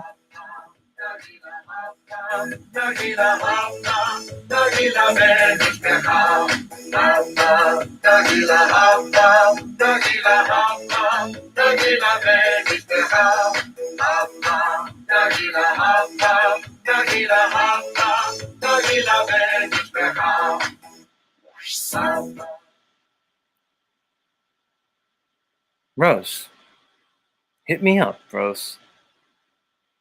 I'm not joking. You can find me, Rose. Like I said, I know people who know your people. We know, we have mutual people, Rose. It's not hard to find me. We're going to make this happen, Rose. It's time. I'm asking the community, make this happen. Make Zetetic Warrior and Rose a thing.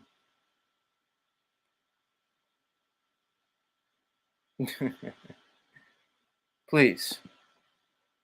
All right, let's get back to Sly Shy. Looks like she's back. She wants to show us her block. Sly Shy, what do you got for us? You outside now?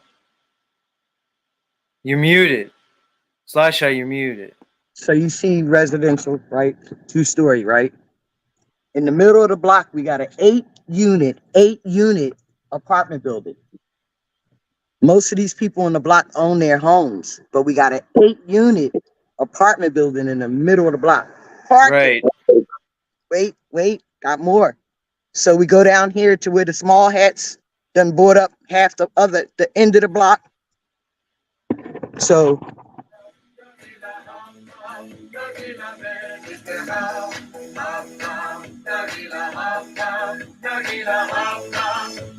make Philly great again. Stop the small hatties from buying up all the row homes. Stop it, small hatties. It's not all about shekels all the time. There's a culture in Philadelphia. Sly Shy is part of that culture. But what? The small hatties have to come in. They see the shekels in their eyes, and next thing you know, we got a fucking 8-apartment complex in the middle of Sly Shy's block. We can't have this.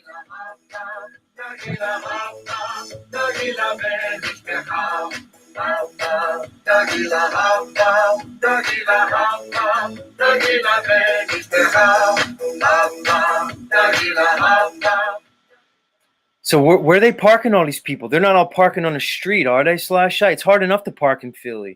do that too. It's a trick to that one too. I'm gonna show you that too.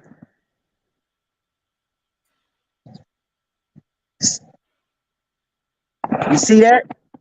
This is on a 2-story residential block.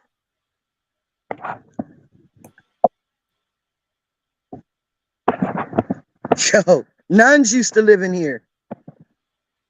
But let me show you the trick about the parking thing. Where's the signs?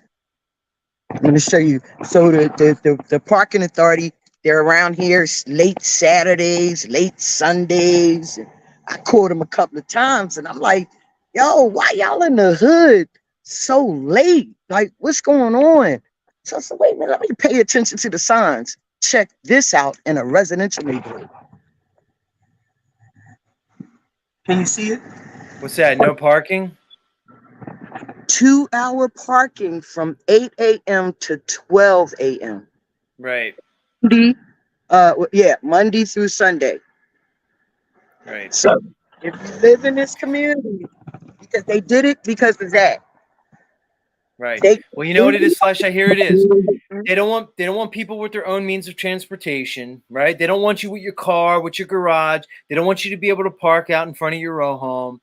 They want you to take their transportation to their jobs that they own and the buildings that they build, so you can pay taxes to their government that they install. They just want it all. They want us fucking living on top of each other, stacked up in these 15-minute fucking dystopian fucking new cities. They want us to control us. They want to be able to lock us down. Anyone okay, well, if you're dependent on our fucking businesses for your jobs, if you're dependent on our transportation to get there, if you're dependent on our grocery stores that we're building for you and we're centralizing everything, then basically you're just going to do whatever the fuck we say when we say it, no matter the cost. Hashtag human enslaving anybody. It's fucking sick. I'm disgusted. So we got a new, you know how they always crying about the border this, the border that? Well, I'm not, dissing anybody, but we did get a lot of Africans in the neighborhood recently. And like, I'm talking about like they were fresh from wherever they came from and they're in Philly now. And I've heard that they are, spread out through the US. So I don't know, Well, you know why, Sly Shy? These white people or even the black folk who have been here, they're not having kids anymore. They're bringing in these other peoples because they're not afraid to fuck. They're not afraid to have kids. You know what I mean? They're not all in their heads about having kids. Like, you know what I mean? Like guys like me, look, guys like me, I don't want a kid. Like, yeah, I want to fuck. Like, I would love to have my way with Christy Lee dolls, but I look at her and she looks completely fertile to me. So now I got to have it all in my head. I'm like, oh, this bitch is probably going to try to baby trap me because she has it written all over her face. And now I got to be in it for 18 years with this fucking hoe. Where these guys come in, they bring them in from where? Stop laughing, Slash. They bring them in from Nigeria. They bring these brothers in from West Africa. Or they bring these Hispanics in. They don't mind fucking blasting the fucking club up and popping these babies out. They got to get these kids out, man. We got to keep refilling these slaves. Come on, floor is yours. That's right, Top G. The baby trap is real. Guys, the baby trap is real. Pay attention, please. Go ahead, Slash. I'm sorry. And it is. You're not lying, because I thought about it like you just said, right? So they them came in, and then we got the light-skinned people moving up more and more and pushing us out, right?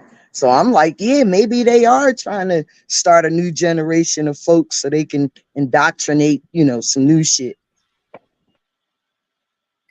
Hold on, Slash. Apparently Rose 777's in my chat. Now, I'm going to try to not get, too excited, because when, your crush, shows up to your show, there's a tendency to get a little excited. But she's claiming that she's Rose 777. Let me see if I could verify that.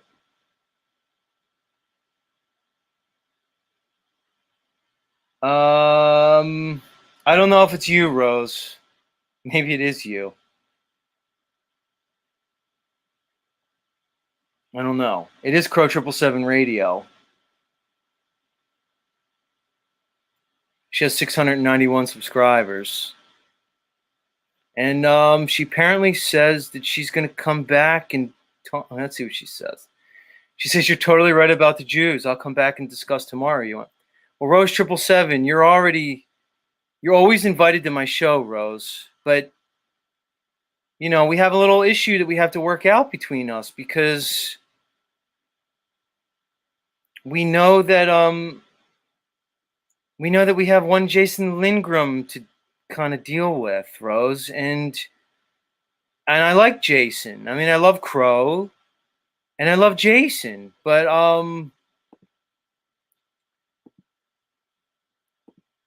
I know he's your boyfriend and everything, Rose. So how are we going to deal with Rose? If you and I are going to get together, what are we going to do about Jason? I mean, we can talk about it. I mean, I don't know if he's going to be too happy if Zetetic Warrior's in the picture. Yes, Zetetic Warrior. Oh, guys, Jason's back. Jason Lindgren of Crow 777 fame. What's up, Jason? Fuck you, Zetetic Warrior. How dare you say anything about my lady love, Rose? Don't you know I'm in the cult of Saturn? I can make your life very difficult. All right, Jason, calm down, calm down. I'm just saying, I'm into Rose. She's attractive. She's bubbly. She's energetic. She kind of knows what's going on. I'm into her. She's attractive. I told you. I'm into the Streisand look. I'm a Streisand fan. I don't know. Sorry, Jason. I didn't mean to upset you. Anyway, let's bring Rose up. I don't know. I got somebody backstage saying that they're Rose. She says she's backstage. I don't know. Let's bring her up. Rose 777. Welcome to Z Show. What's up, Z? It's nice to meet you. It's Rose, everybody. I mean, unless it's some type of chat GPT that's pretending to be Rose, but kind of sounds like Rose to me, everybody. How could we prove it's you, Rose? Let me ask you a question that only a Jewess, a beautiful Jappy girl like yourself would know. Ready? Okay. All right. How many candles are on the menorah, and which candle do you like last? Oh, shit. Okay, wait. There's 8, but then there's a middle one on top, and you use the middle one to light all the other ones. And I got to tell you, I was like a rebel, and I didn't want to go to Hebrew school. But I have to tell you that this is going to get you going. My family is in Upper Dublin and Ambler, and I have had family live in Jenkintown too. And when I joined the stream, you said the word Jenkintown. I was like 5 minutes before. I missed the last 5 minutes of what you were talking about. So I'm sorry because I interrupted your other conversation. But yeah, I don't know if you're being serious, but either way, I appreciate the compliment. Did you get my email thanking you for the compliments? No, I didn't. But I'll be sure to look. Okay. I heard that you wanted me to contact you. I contacted Brian Stavely immediately and got your email. Speaking about Brian, word on the street is that Karen B has him locked up in her attic. Should we help him, or do you think he's got it, under control? Oh, I think he's fine. I think he can handle it. I'm not saying it's easy, but he's going to be okay. Gotcha. It's funny, Rose. I lived in Elkins Park for a few years. Elkins Park, Jenkintown, and I wonder if you and I were there around the same time, because I noticed all the wonderful tribal people every Saturday, they'd just be walking everywhere. Like they'd all come out on Saturday and they were all walking around. I'm wondering if you and I ever crossed paths. Very interesting. It could have happened. If it was before 2005, I would have been walking. Gotcha. Let me ask you this, Rose. Yes. I know you're like, I know you're like in a relationship, whatever. I mean, with Jason Lingram. But, we know that eventually, like most relationships, they tend to run their course. Is there any chance that, maybe you and maybe me at some point, like, what do you think? Or is this a pipe dream for me? I want to go ahead, Rose. Sorry. I genuinely love Jason, and I honestly do not foresee anything bad happening. Our lives are completely intertwined on a very personal, spiritual, loving, and business relationship. We have our house together. I made it wheelchair accessible. It doesn't really make much sense that anything bad would happen. But in a hypothetical universe, I think that you're an absolutely great guy. And everything that I've heard about you and what happened to you, that's what I wrote in my email, is that, first of all, women just don't even know how to take a compliment anymore in the modern era. Bitches should be grateful when a guy is giving them attention. And any girl who pretends like she doesn't like it when a guy says a nice thing about her is freaking lying, or they have like mental problems because they're so damaged. And so I'm just like so sick of these stories that I've been hearing for years. And what happened to you is just like the epitome, like worst story. Like, you're a freaking hero. You stood up for what is right, Z. And then what your ex-wife did is just unforgivable and disgusting. And I don't even know how she could live with herself, but I'm just assuming that she's a stupid ass normie who just doesn't even think that what she did is wrong and immoral. And I would like to run into her, by the way. I want to run into her on the street and ask her how she feels about what happened. But anyway, I wanted to come in and talk about the Jews, but I'll let you go. Where do you want to take this? Well, I appreciate it. I mean, firstly, flattery and compliments will get you everywhere here on Z Show. So, as far as that whole thing, here's the way I look at it, Rose. Like, all shtick aside, if my audience will allow me to, unshtick for a second. My story is probably has been repeated thousands, if not hundreds of thousands of times all across this world. Whatever this last 3 years was, just highlighted probably an underlying divide that always existed in humanity. The ones that are trying to look at this world and evaluate it in a real way, in an objective way, and the ones that just want to continue to live in the illusion, live in their delusion, go along to get along, and basically, become and stay minions of the system. So I just see what happened with me in my life as just an expression of this underlying divide that we see with humanity, and I almost don't blame them, Rose, because it's hard to look at the things that many of us look at and let go of that, let go of the safety of mommy and daddy government, mommy and daddy authority who are going to give us all the answers, and sort of embrace the unknown. Because, okay, once you figure out, we're not on a spinning fucking wobbly space rock, okay, with the whole moon and space presentation, and is crazy. You know, we're not really going anywhere, or at least not the way they're telling us. Once we open our minds up to that, there's a fear that's involved. So for all of us out here trying to plant seeds and facilitate a situation where we could, quote unquote, wake people up, what are we giving them otherwise? Because I see a lot of people who, quote unquote, wake up, but then become very fearful and in some ways hopeless. So are we then able to empower people and not just, you know, oh, we lost Rose. Hold on. Oh. See, I went on a Z rant and we lost Rose. I'll drop it back in if you want to come. Oh, here she is. Hey, Rose, you back? I got disconnected on my phone. I'm sorry, but I was hearing what you said and I agree. Cool. Yeah, so it's less about me and like my ex, you know.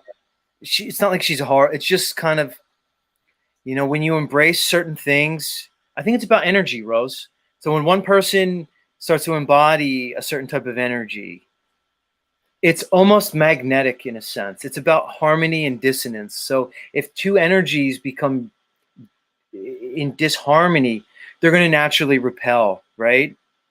And honestly, I think that's what happens with people. Go ahead. During the COVID hoax, I think that everybody was forced to realize the truth of their energies and pheromones with their current partner and deal with it like emergency. Working with Crow 777, that was when I had to like buy a Proton mail so that I can send more than 500 emails a day.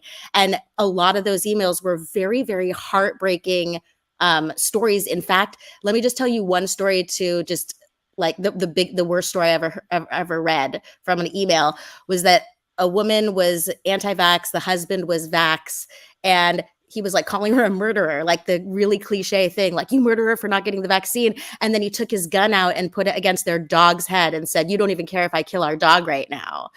And at the time when everything was really like, everyone was so uptight about things, just it was really, really like crazy just to even hear that that was happening to even one person. And I just felt over the oncoming weeks as things went by that it was happening more and more and more. Maybe not something that severe, but that kind of mean-spirited, hateful energy in relationships that I guess were never meant to be in the first place.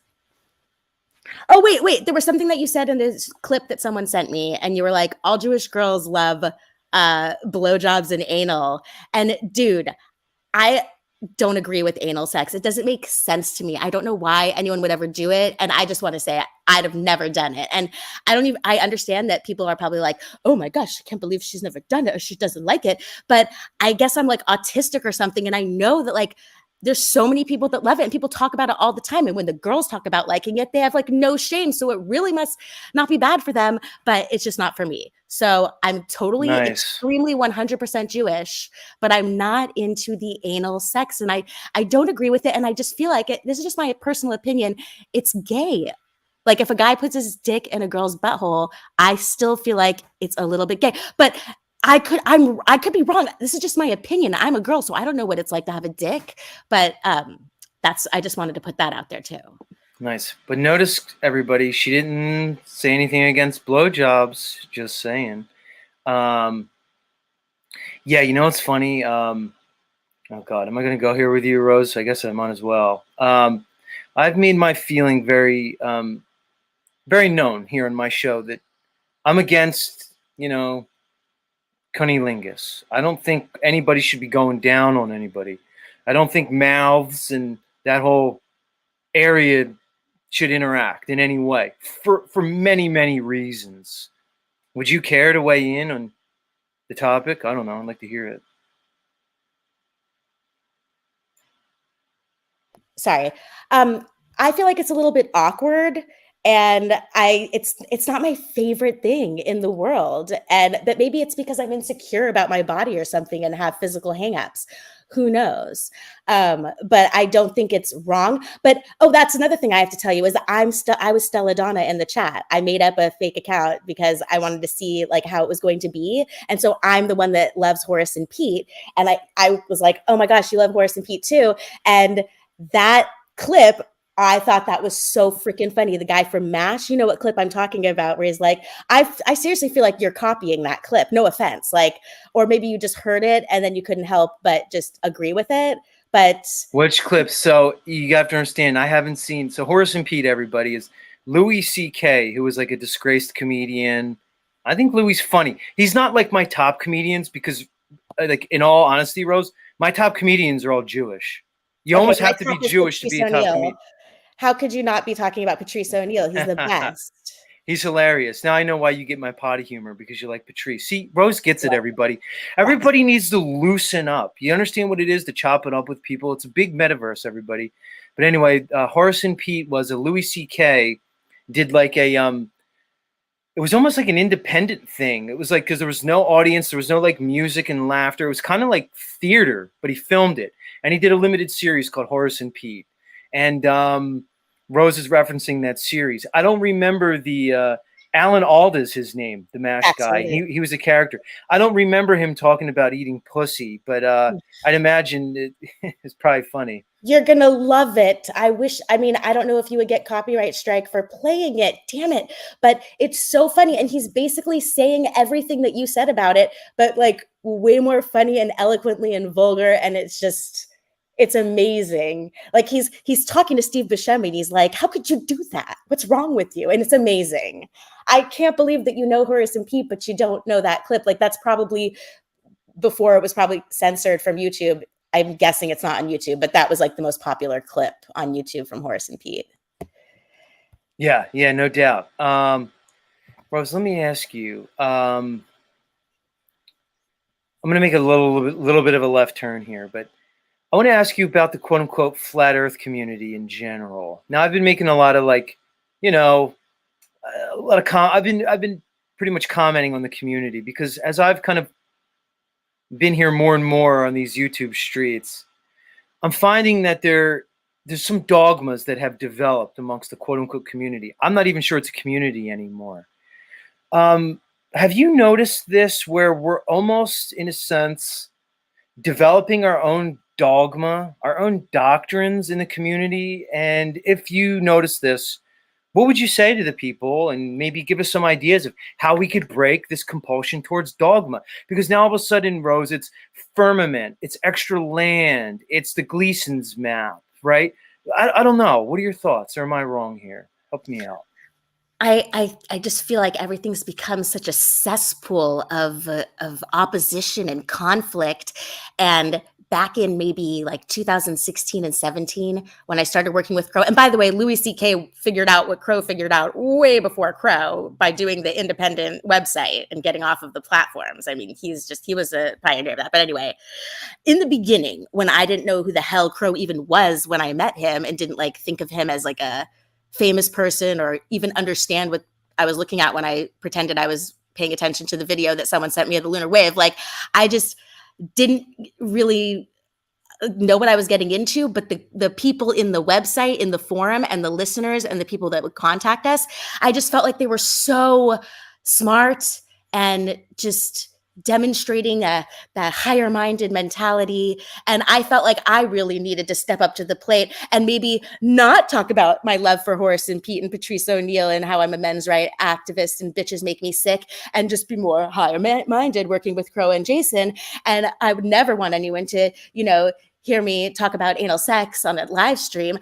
And now, all these years later, it's like, I'm not going to fucking change myself for these fucking people. It's like a cesspool of fuckery. Nobody is actually how they portray themselves to be. And there's just like, I don't know, like I'm very forthcoming and I always am just straight up with people and I work things out. And then recently I got into fights with people and I can't make sense of it. Like what happened with me and Baldini and the Poppycock report, and me and James True getting in the fight, and then Alex Stein hating my guts. And so it's like, oh my gosh, maybe it is me. But then I like review things and I'm like, it's not me. I'm definitely the most normal person here. And then like when you were saying once on your stream, it's like, I'm the most intelligent person here or something. That was like the first thing I heard you say when I clicked on your channel once. And I was just like, well, I don't know. People who feel the need to say that they're the most intelligent person, like really intelligent people don't say that they're intelligent. It kind of reminds me of people who say, don't you know who I am? It's like, ugh. If if you feel like someone should know who you are, don't say that sentence. So I don't know. Just Yeah, I hear what you're saying. I like to pimp and mac on these people sometimes, you know, because some people don't get the shtick. So they'll come on here and they'll say, oh, Z's potty humor, he's immature and stuff. So sometimes I'll get in my ego and just kind of let these people know that, you know, if you ever want to come up and take an IQ test, we could always do it. Yeah, I get that. What about interesting, the James True guy? It's funny you just brought him up. I hadn't thought about him in so long. I remember, like, I used to kind of watch him. This was years ago. I think when he was still on YouTube, and I think he's an interesting guy, but it's almost like a cult of personality develops around people, and then it kind of becomes weird. And what you said about being yourself, when you're your authentic self, I think it just it basically creates a situation where conflict's unavoidable because it's going to trigger people. And it happens with me. Like I come up here and all of a sudden I'm just doing my Z show. I'm not out on all these other people's channels. I'm not going after people. They're showing up to me and bringing all these problems to my doorstep, right? And it just seems like when one is their authentic self, unabashedly, without shame, it's just going to create conflict with people. It just seems like it's going to rub people the wrong way. And then and the last thing I was going to say, Rose, is I've noticed now that I've been on here is that I'll have these conflicts with people, but oftentimes I'll end up being very close to those people. We'll actually like become, for lack of a better term, like friends. Like we'll go through this period of conflict and then it's like, oh, we're cool now. Now we're like boys. And there's many people on my channel that could attest to that. I don't know if you noticed the same thing or not. I don't have enough experience with your channel yet, but believe me, I'm going to go back and scrub through and try to find all of the times that you ever talked about me. Oh man, I should just go through. I'll do it. I should just do it for you and just send you the highlights. I don't know. Maybe somebody else could do it, but it's basically just me saying like, you know, I'm kind of attracted to you, maybe more than kind of, you know, but I was also in the Barbra Streisand, and there's a whole thing that I have as an Italian man. I'm Italian. I'm a quarter Sicilian. The rest is all the other Italian parts, and I have a theory, Rose, that like Italian men secretly all want to be with Jewish women. One, because it'll piss all our moms off because these Italian moms are way overbearing and up all of our asses. So it'll piss my mom off to be with a, you know, a Jewess. And just, I don't know, there's something about it that I feel like there's some kind of connection or kismet. I don't know, maybe you've noticed it. It's true. My cousin Becky from Upper Dublin, she got married to Dominic Pisciotta. Celebrating Christmas now. Can you believe it? And nobody in my family gave a shit. So it's all good. You know, can we talk about the Jews for a second? But I want to talk about James True first. Sorry. James True, then Jews.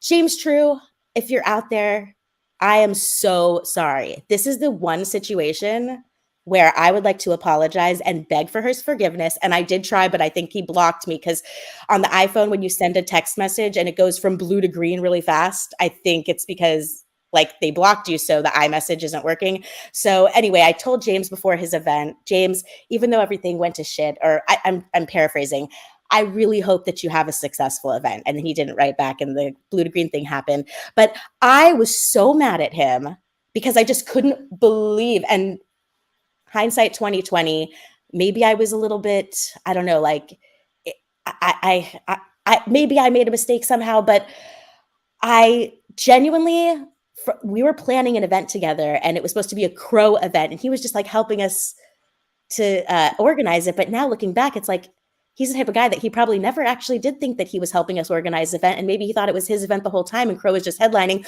And I remember we said the sentence to each other, I can't believe how much we're agreeing with each other. We literally said that. And then like, it was like 5 minutes later that like he was talking about all of the rituals that he wanted to do and the decorations, and Crow and Jason were like, dude, we don't want this to be Disneyland. Like this is, and then so James was like, my team says we should just drop you. And we're like, okay, fine. And I was pissed because I wanted us to all be together and I wanted it to be my way. And so I went ape shit, and all the other people that have ever had problems with me were buttering me up and telling me about their problems with him.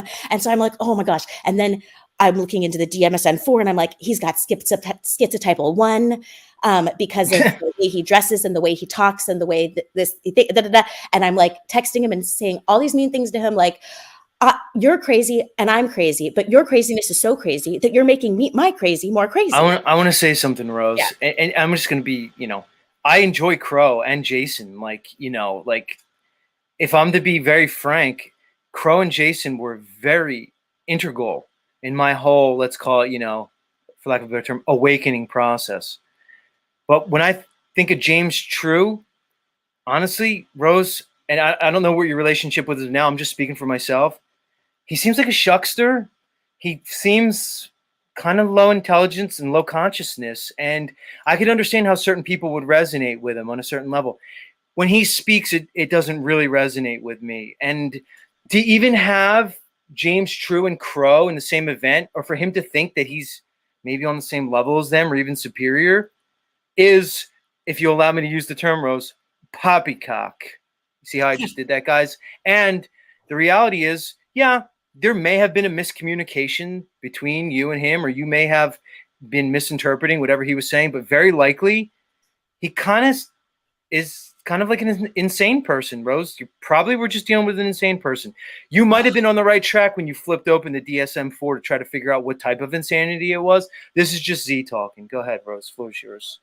Yeah, I think that he might be a certain kind of crazy, but a lot of people are, and it's okay. And I just feel bad. I just feel bad about the whole thing. But you're right. It probably wasn't meant to be. And it's my fault that I brought him onto Crow 777 Radio. That was all me, because I saw on Facebook he posted the plasma of belief, and I was just like, oh yay. And I just liked the way he talked, and I just thought he was nice, and I thought we were friends.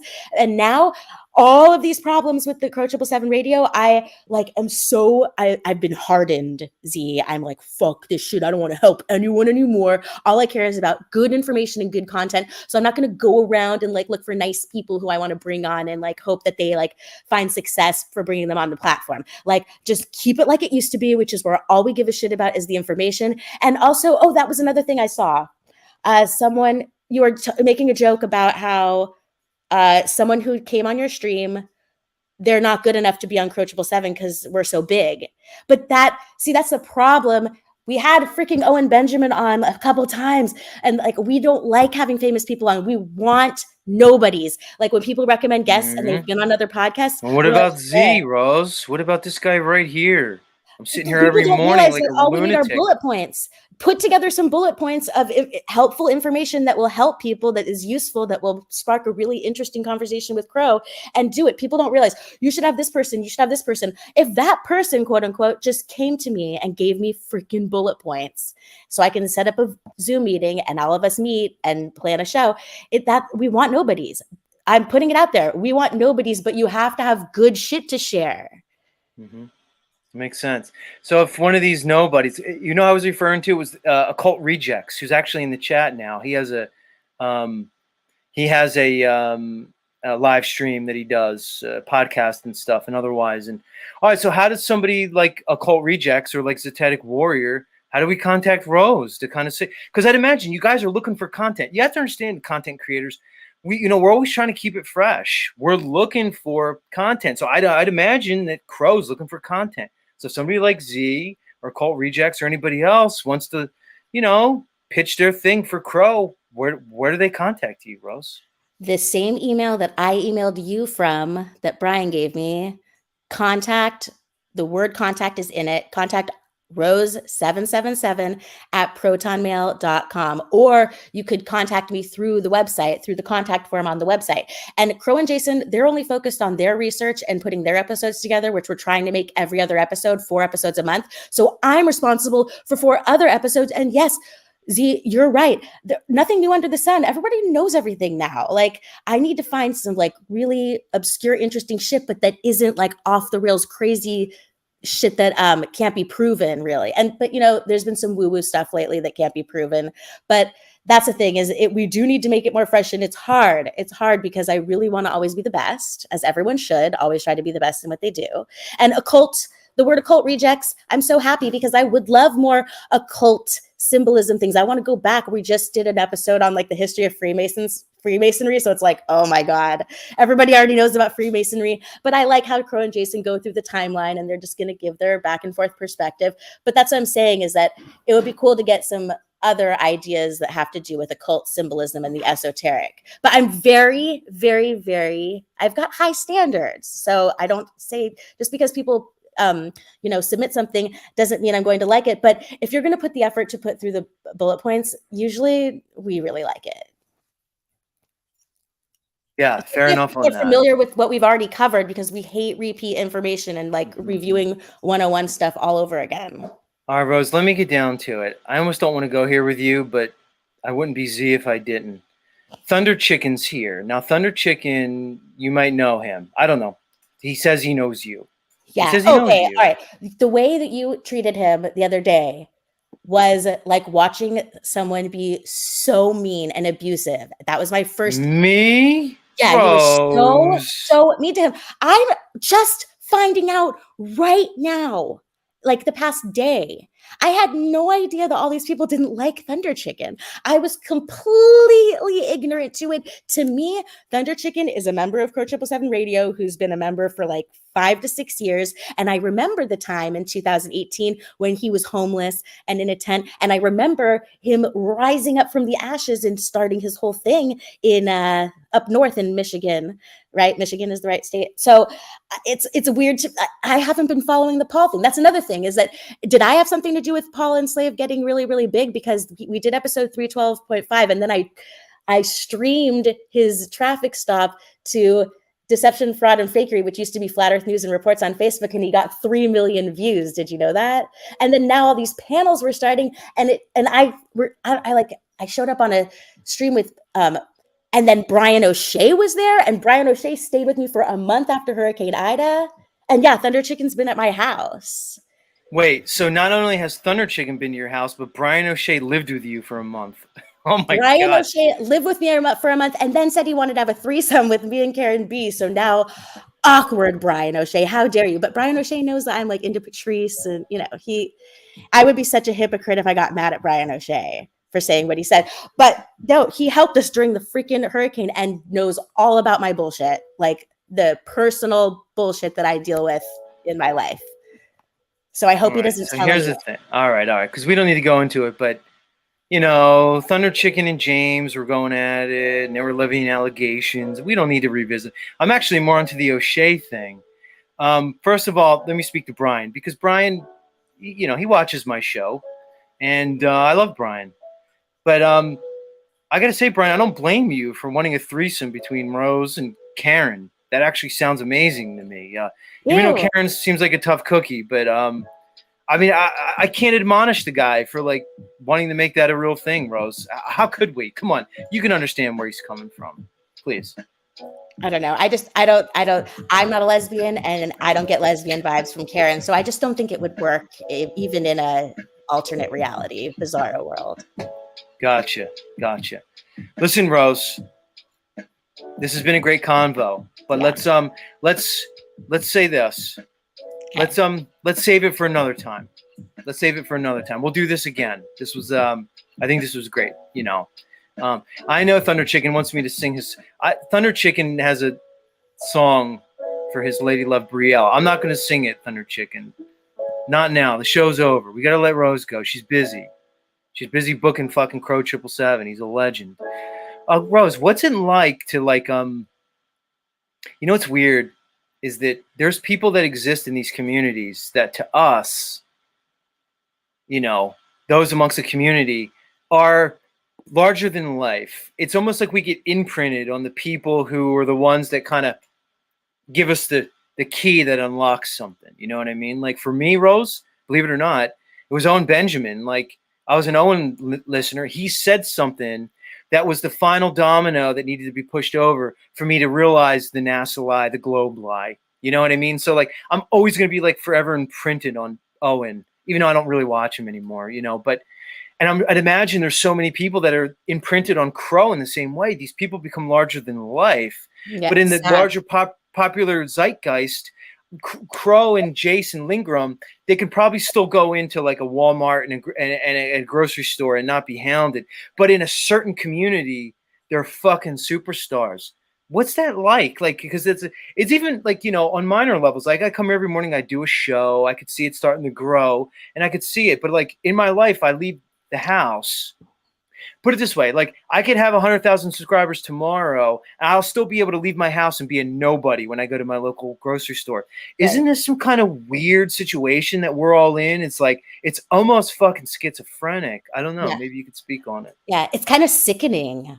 I don't like it. I don't like people glorifying or putting anyone up on a pedestal, but it's really hard to avoid because people appreciate what we do. And so like at Flawtoberfest, when people line up to talk, it's just, it's shocking because as you said, when I go out to dinner here in Covington, nobody knows who the fuck I am. They all probably feel bad for me. They're like, oh, that poor girl, she's out for dinner. Good for her. So yeah, it's, I don't know. I'm kind of sickened by the community.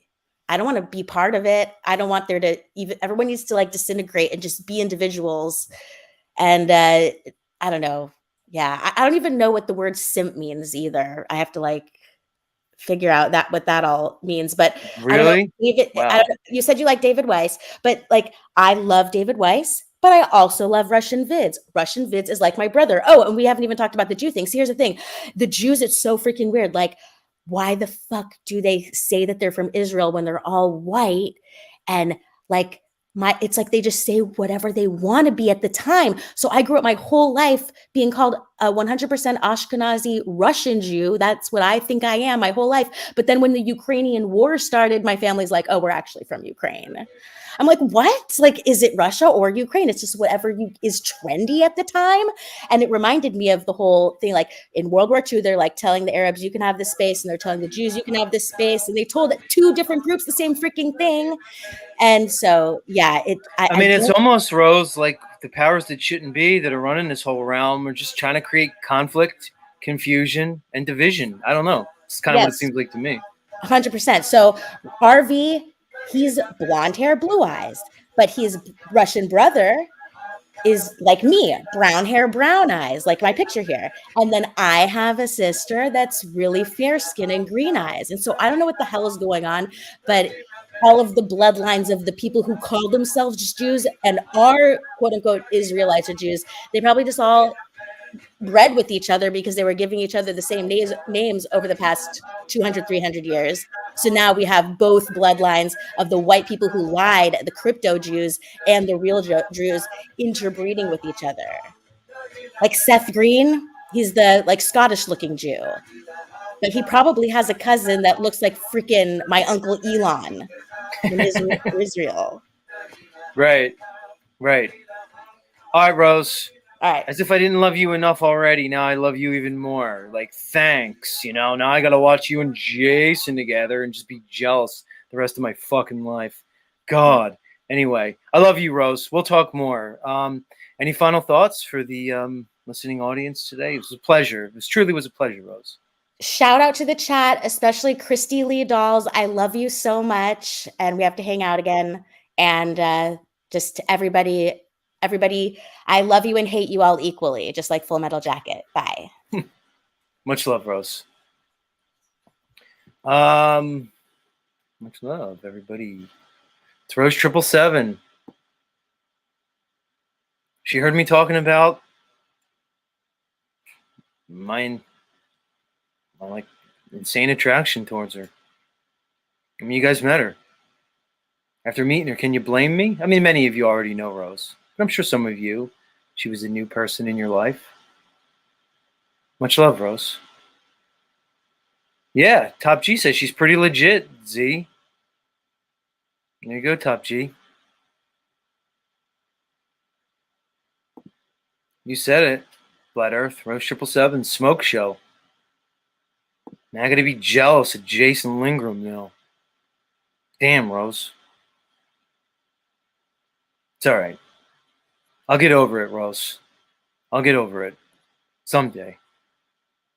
Yeah, Rose, look up what simping is. You got to get in touch with these, with the Zoomer, with the Zoomer, Zoomer terms. All right, everybody. We're way over time, but I think it was worth it today. Thank you for joining us for another installment of Zetetic Warrior Z Show. Much love, everybody. God willing. God, I know. God's golden. God's golden, everybody. God's a Babylonian god. All right, guys.